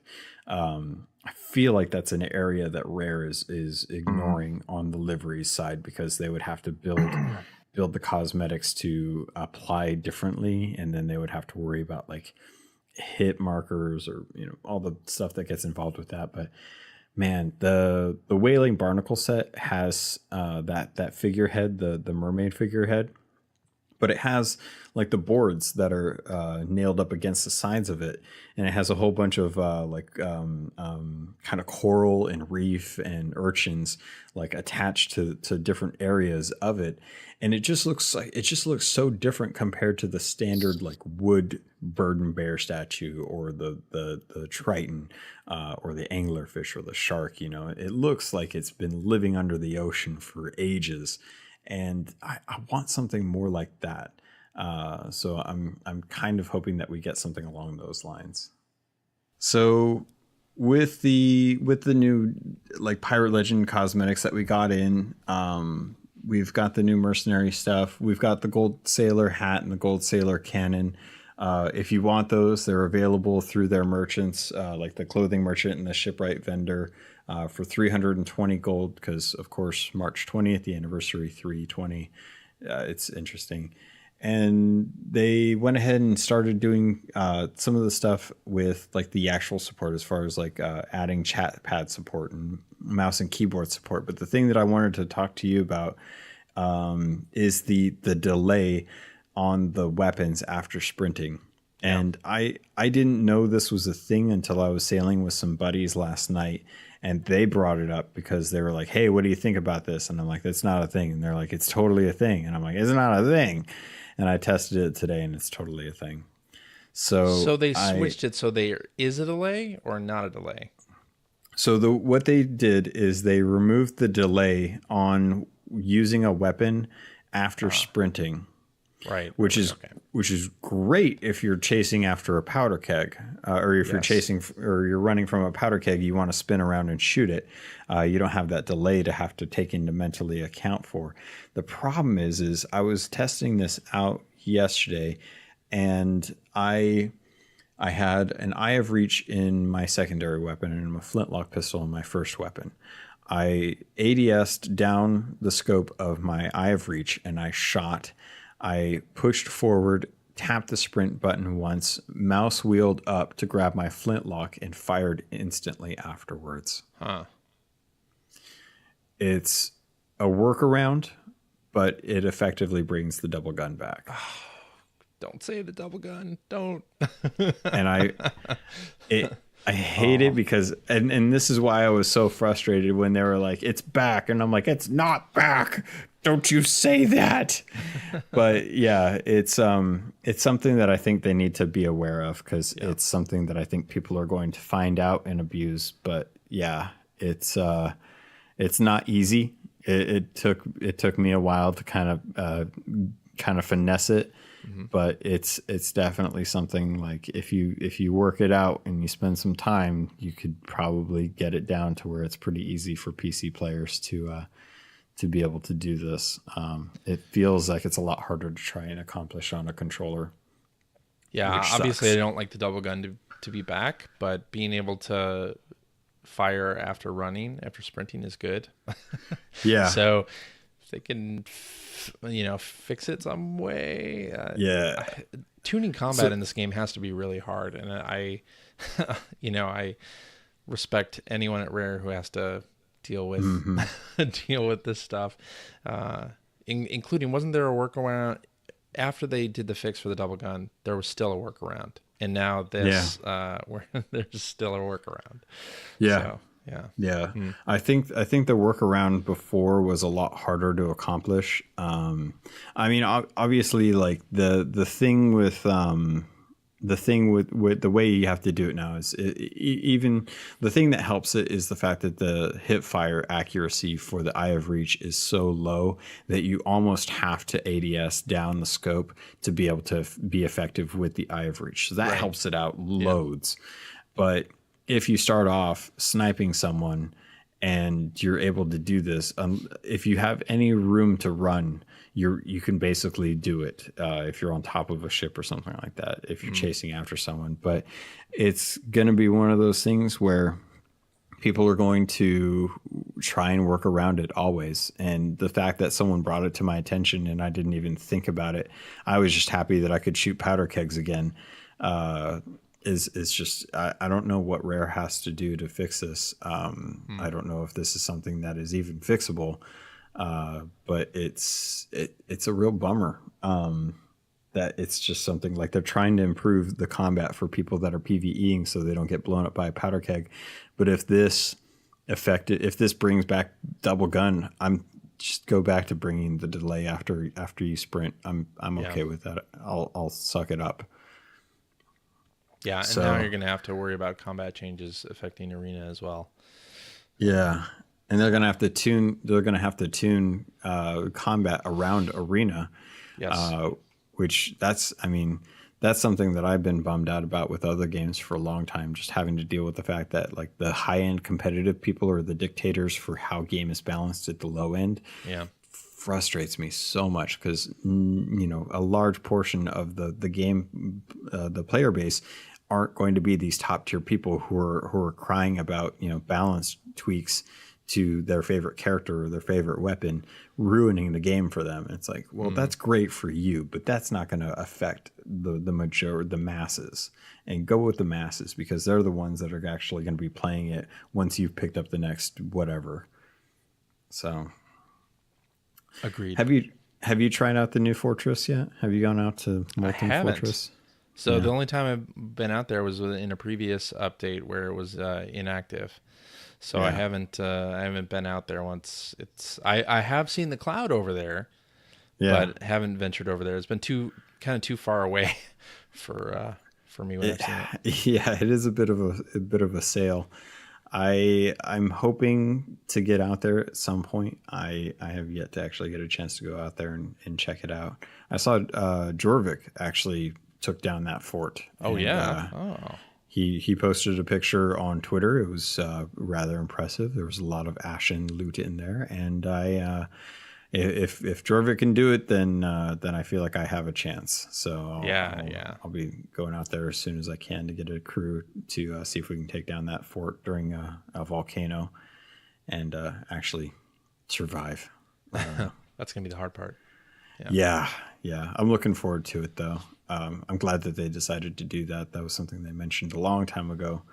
So that's active. Yeah. It's going to be next to an active volcano. There's going to be geysers or geysers, however you want to say it, helping to take out the skeletons. And it should be far enough away from everything else that's going on right now that now is probably going to be the best time compared to any other time that you're going to have a chance to actually get it done uncontested. Which I can't even imagine trying to, can you imagine trying to contest that fort or deal with anyone sailing up? It's already bad enough. Leave. Yeah, it's just at that point you're just it's not worth it. No. Maybe go resupply, and there's no supplies in the Devil's Roar. They just don't exist. Barrels are your best shot. So I'm looking forward to that. I wanted to kind of tie in the captain's log and the first mate's log and kind of have you kind of tell the tale of our 5 Reaper runs that we did yesterday. 5 Reaper runs. Yeah. We did 5 Reaper runs. Which was insane because I was happy with 3.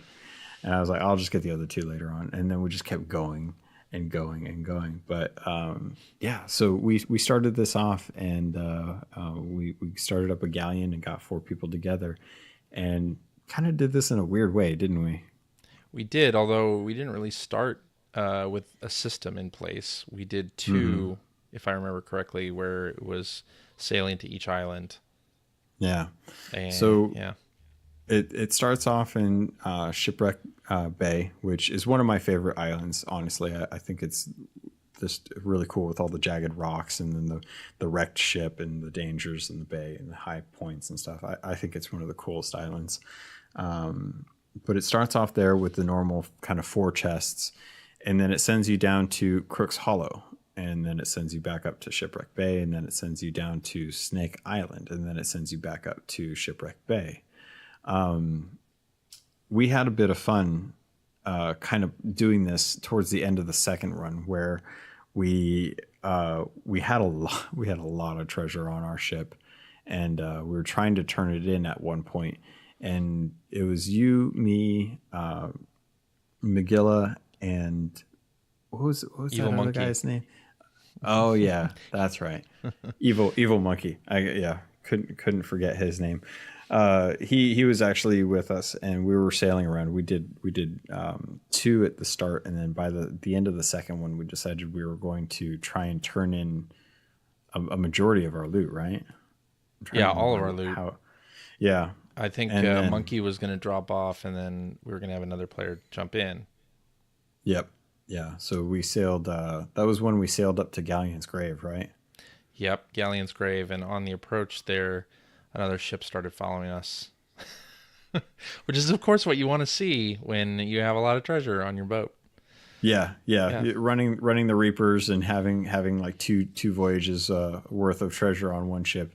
The best thing in the world is always just make sure you have company. You want to have someone to drink with afterwards.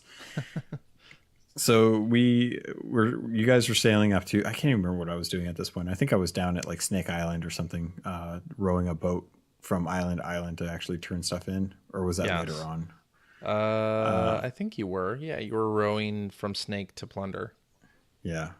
So I was taking care of the little bit of treasure that we had down there, and you guys were sailing up north trying to outsail this galleon that had started to follow you guys. But they weren't like, that was the funny thing to me is you guys are like, there's a galleon coming. I'm like, okay, I'll be there. And they're like, there's also a sloop. There's also a sloop. Yeah. Wait, what do you mean? What do you mean there's also a sloop? Yeah. So I remember coming back, and you guys had managed to make it to Galleon's Grave before they did, and they were just sailing straight towards us. They were. And it was kind of beautiful because when I came back, I noticed you guys had pretty much laid a trap. Like they only had one way they could go. They could either ram the ship or sail between you and the dock at Galleon's Grave. And that effectively gave them either two options. One, they could either drop anchor and just start unloading on the ship right there, or they had to sail through. And you guys had managed to get them baited enough to where they sailed on by, and they realized that they were going to lose their opportunity to get us before we turned in, and they dropped anchor. And I, to this day, still, why are people dropping anchors? I don't understand it. I don't know. So but they did, and you're right. The pocket where we parked far away enough from the dock where they probably weren't going to go between us and the dock, but also there was a close space where they would have to like avoid some rocks if they wanted to try to get shots on us. Otherwise, they'd almost be too far away. It wouldn't be worth it for them. So they had to sail close to us, and then they anchored, which was a mistake for them, but good for us because our sails were up enough where we could maneuver around and get a good shot on them. Yeah. Where they couldn't retaliate. And that worked out. Like McGilla and I shot over, and I remember as I was climbing the ladder to their ship, I heard them like lifting the anchor, and just as they got it up, I sword slashed a couple of them, snickered in my head, and then dropped their anchor right back down. And I was like, I'm so glad you dudes just got that up for me. Thanks. Here. And then I remember I killed one or two.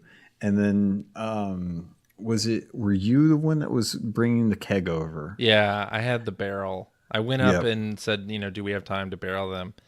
You said yes, you thought so. So I went up, grabbed a barrel, and started swimming across. And they were actually a fair distance away from our boat. So when I jumped off, it was a bit of a swim. Yeah. And by the time I got over there, I think you were still on their boat. I think I just died by the time I was wondering if you'd gotten to their ship with the keg, because I was worried that enough time had passed for them to get below deck to start finishing repairing.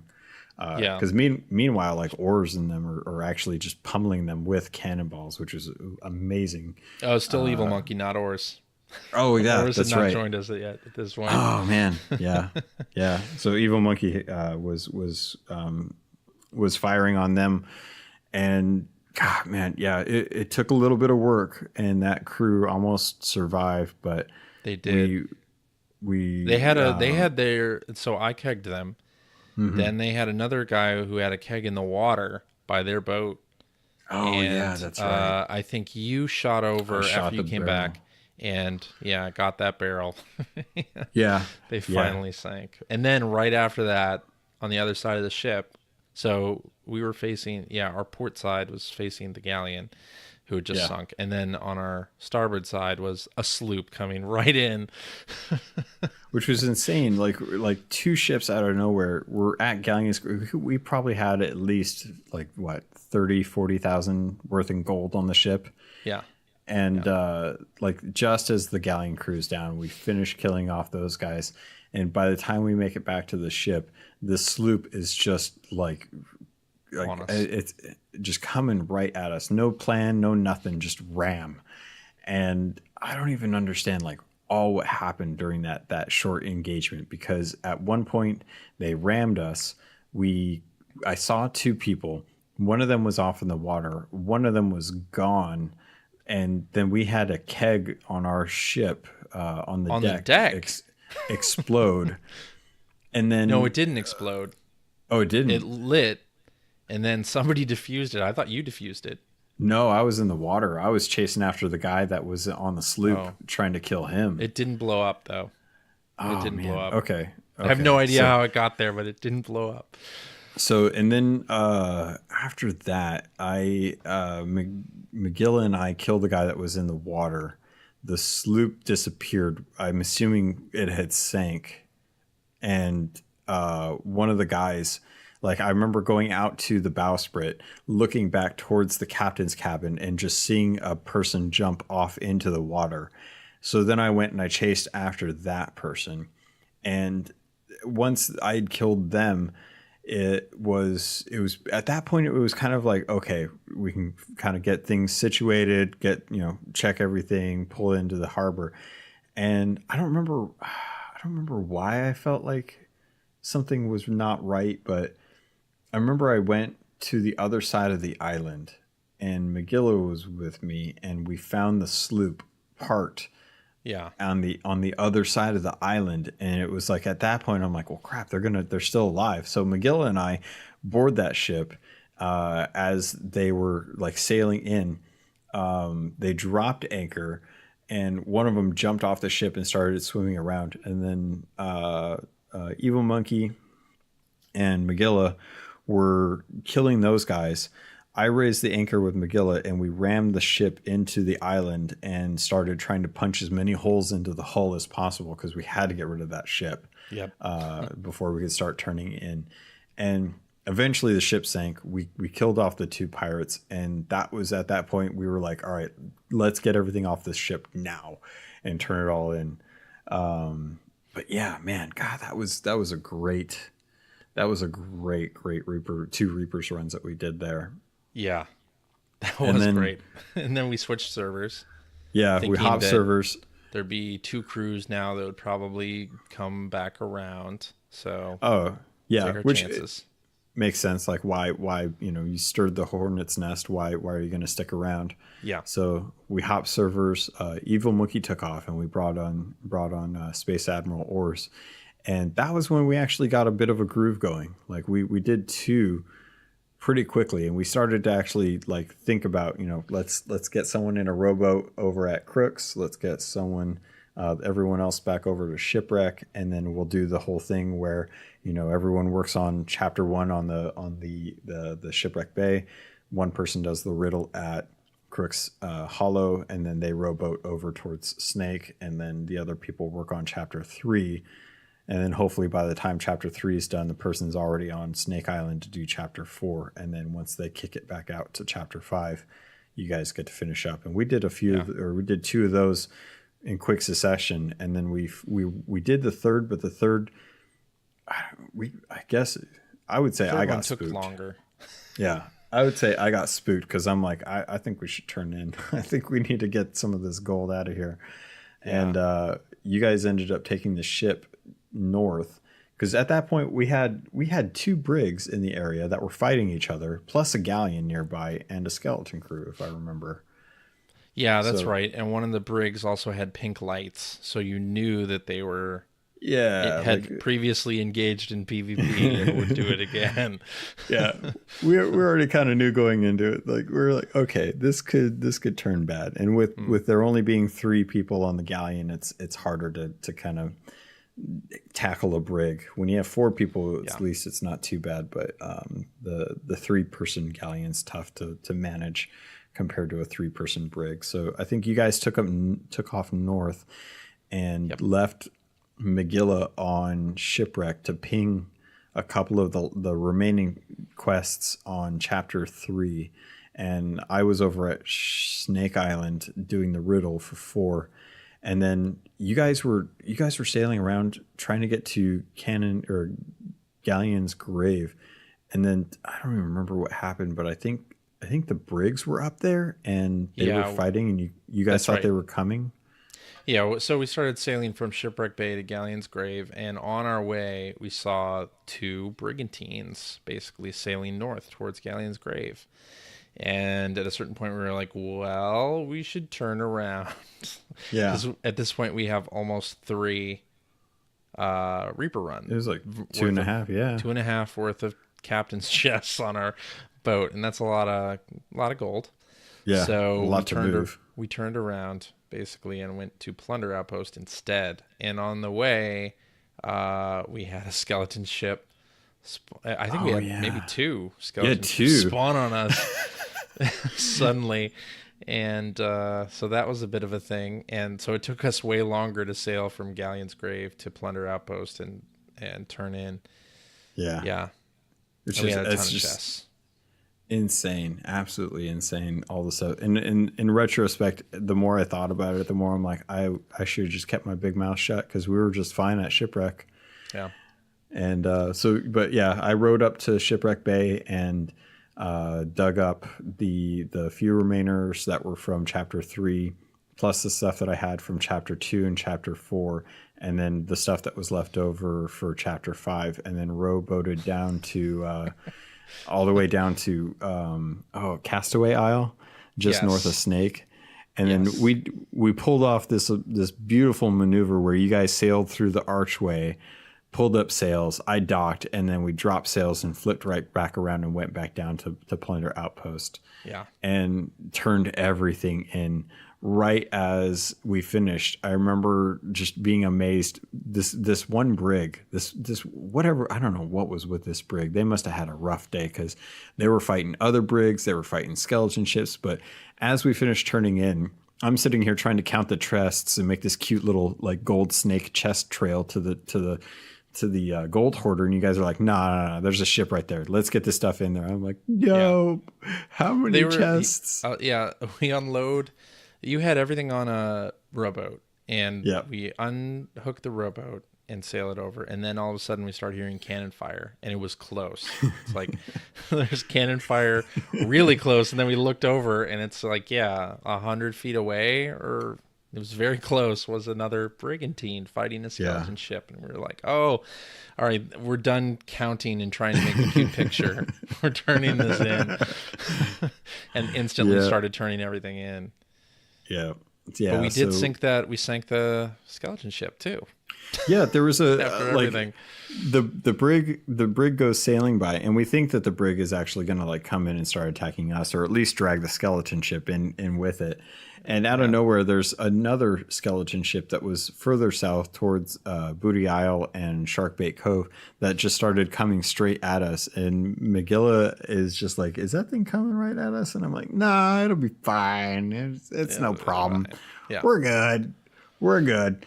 And we ended up actually killing that one without having to move the ship at all. Like we dropped a bunch of resource balls and ballast balls and a bunch of cannonballs into it, and oars.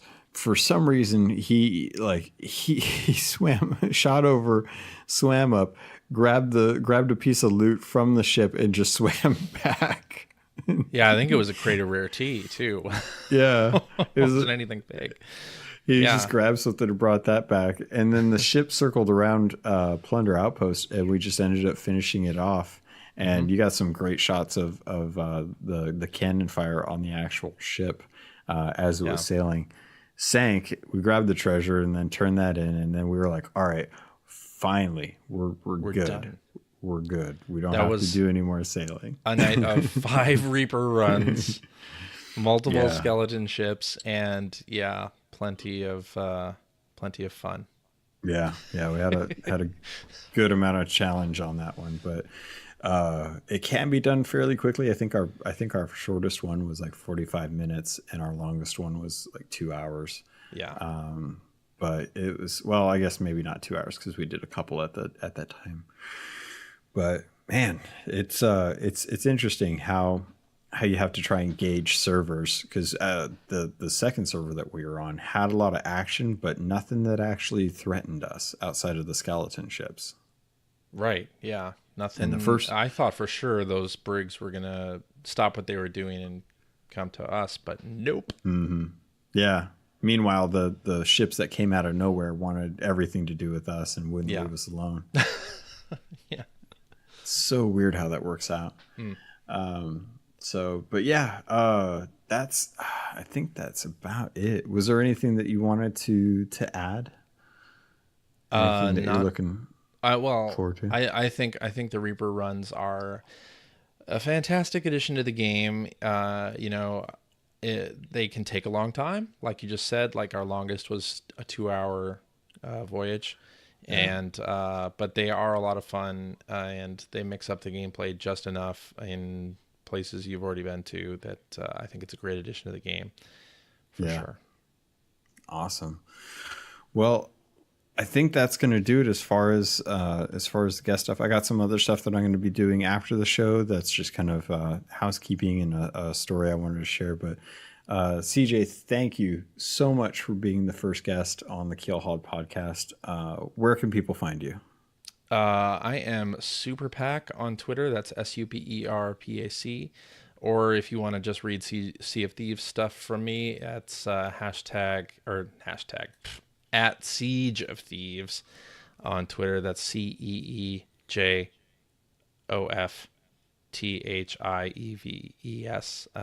That's how I spell that right. And I post a lot of stuff on there, or I'm also on the Keelhauled Discord with you chatting about Sea of Thieves stuff, or you can find me at the Player One Podcast. We do a podcast each week about video games, not just Sea of Thieves, although I talk about that a lot sometimes too. That's at playeronepodcast.com. Awesome. And I'm going to have all the links to his contact information as well as his podcast in the show notes, as well as the Discord if you want to join us. CJ, thank you. I appreciate it. Thank you very much, Captain Logun. This has been fantastic, and thank you for all that you do. You've done a year plus of podcasts, and it's been amazing. Oh, thank you very much. Awesome. Well, that's going to do it for that. I will see you guys in a second with the rest of the show. All right. Next up on today's docket, I've got one email before I send you all off. I know this has been a long podcast, but it's the anniversary. We had to go out with a big bang. So I got this email from a Mr. Rathbone, Sergeant Bone, in the Discord channel. He wrote out to me, and it was such a touching story that not only did I really enjoy it, but I also passed it along to the Rare dev team because it just meant so much to me when I read it. So I'm going to read it for you. I hope you enjoy it as much as I did. Sergeant Bone reaches out to me. He says, "Ahoy, Captain. I almost never contact someone in this kind of realm, but I just felt compelled to do so with you. Please forgive me in advance if I ramble on too long, as I have a penchant for doing so at times. So, a brief history of myself, to give you some perspective. First off, I'm an old gamer from years ago, starting with the first Pong games and VIC-20/Commodore 64 consoles, moving to Atari, Genesis, and other short-lived systems until eventually gaming on the PCs. I still remember being blown away when I found my first live multiplayer FPS, Counter-Strike. To say it was a life changer for my gaming is an understatement. And after years of Call of Duty, Medal of Honor, and a few others, I eventually grew bored of them and all but completely stopped playing for some years. A short but enjoyable affair with the Nintendo Wii re-sparked my gaming for a bit, but that too fell away. Then, about a year and a half ago, my wife, and also a huge gaming geek, suffered a stroke and has been confined to a wheelchair since. Being her full-time caretaker has motivated me to look for entertainment that we can share together at home, especially during the winter months when anything outdoors is no longer an option. So this Christmas, I decided to purchase an Xbox and found a nice deal for Black Friday. Having been out of the gaming scene for a few years, I picked up a few FPSs, Battlefield 5, Call of Duty, and Ghost Recon.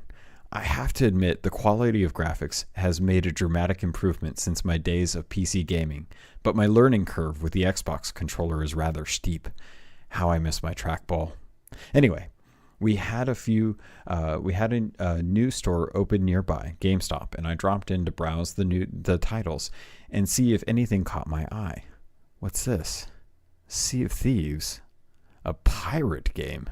Yes, please. Yes, I also played Monkey Island back in the day. After reading a bit about it, I thought it sounded like fun, especially with the open world player versus player aspect of it. Still trying to learn the basics of the Xbox console and all things Xbox. Really, it was a couple weeks before I got around to loading Sea of Thieves. To say I was disappointed is a bit misleading, but my first impression was not very favorable. Understand, I knew absolutely nothing of the game, and the game itself doesn't exactly explain much. I spent maybe half an hour wandering around an outpost, trying to find out what it was I was supposed to be doing. Never ever even seeing my ship, much less getting out sailing. I shut it down and was about to chalk it up to a trial and error shopping. Then my wife suggested I look up some game info on YouTube. A couple how-tos later, and I was hooked. Seriously hooked. There are so many things about this game I absolutely love, but I know I'm probably preaching to the choir telling you this.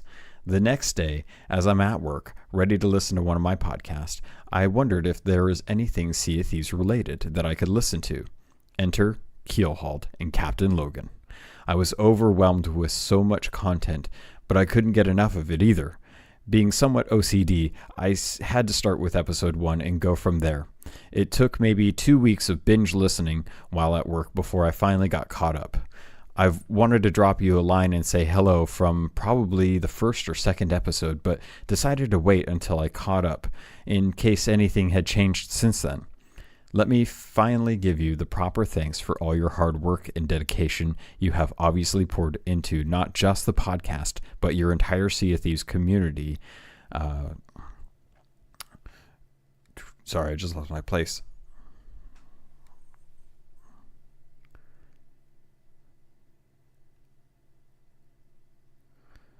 But your entire Sea of Thieves community work. I am so impressed with the Discord channel and the amazing community members that make it what it is. Kudos to your vision of what community really means and the importance of it in a game like no other.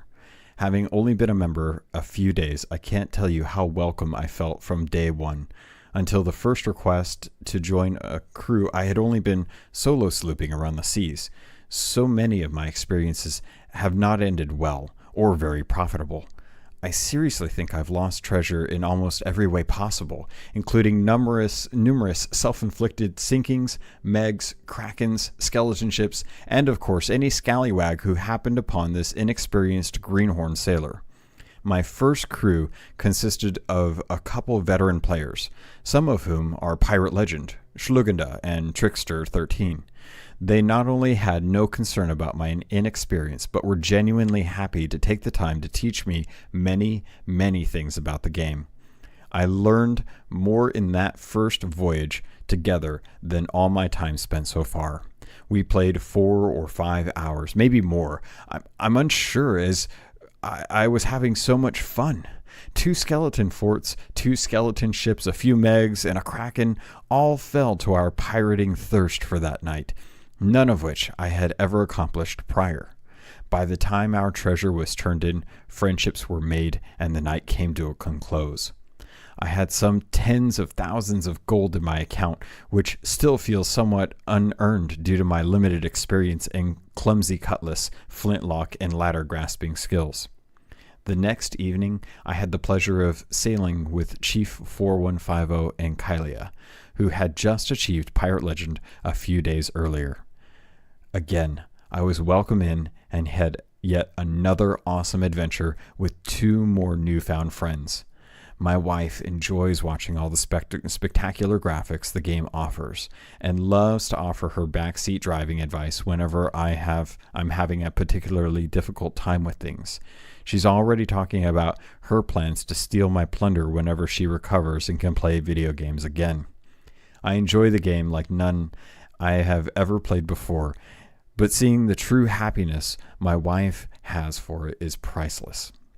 It truly has brought a bright light in an otherwise dark period of our lives, and I have you to thank for that. Having listened to every Keelhauled episode, I was especially touched by your missing episode podcast. I have lost some of my furry children over the years, and I know the pain you're feeling very well. I offer you my deepest sympathy, but also my sincere respect for your courage and honesty in opening up in your worst of times. It speaks volumes as to what kind of person you are, and I'm sure you don't get the thanks you truly deserve. Sorry, I've babbled on and hopefully haven't bored you too much. Thank you for taking the time to read this. I had wanted to ask if we could ever play together, but I know you're limited with your time and have your own crew of friends. So instead, here's to someday hoping we find ourselves our sails filled with the same winds, our keels breaking the waves, and you don't blunderbuss me in the eye patch. Arr! Sincerely, Sergeant Bone. And P.S. Yes, my name is Rathbone. How fitting. Sergeant Rathbone, Mr. Bone, I can't thank you enough for this. Like I mentioned before, I sent this to Rare with kudos because it's such an amazing tale and it's such an amazing story. And it's exactly what I hoped for with the podcast. I wanted it to be something that I felt passionate about, and the community that has come up around it has been better than I could have ever imagined. And I hope that it stays that way for years to come. You're a welcome addition, and if there's ever anything we can do to help out, don't hesitate to ask. I love sailing with the Discord members when I do get a chance to get on and try to touch base with all the friends that I've made over the last year to make sure that I get to still give them some time to hang out and chat and keep up with their lives as well. I don't know any other way to end this other than letting you guys know if you want to write in. I always love reading the emails and I love sharing them on the podcasts. You guys have done a great job with the reviews on Apple Podcasts. It's been great to see more people taking time to support the podcast in that way. It's a free way to support it. It's a great way to help other people find it.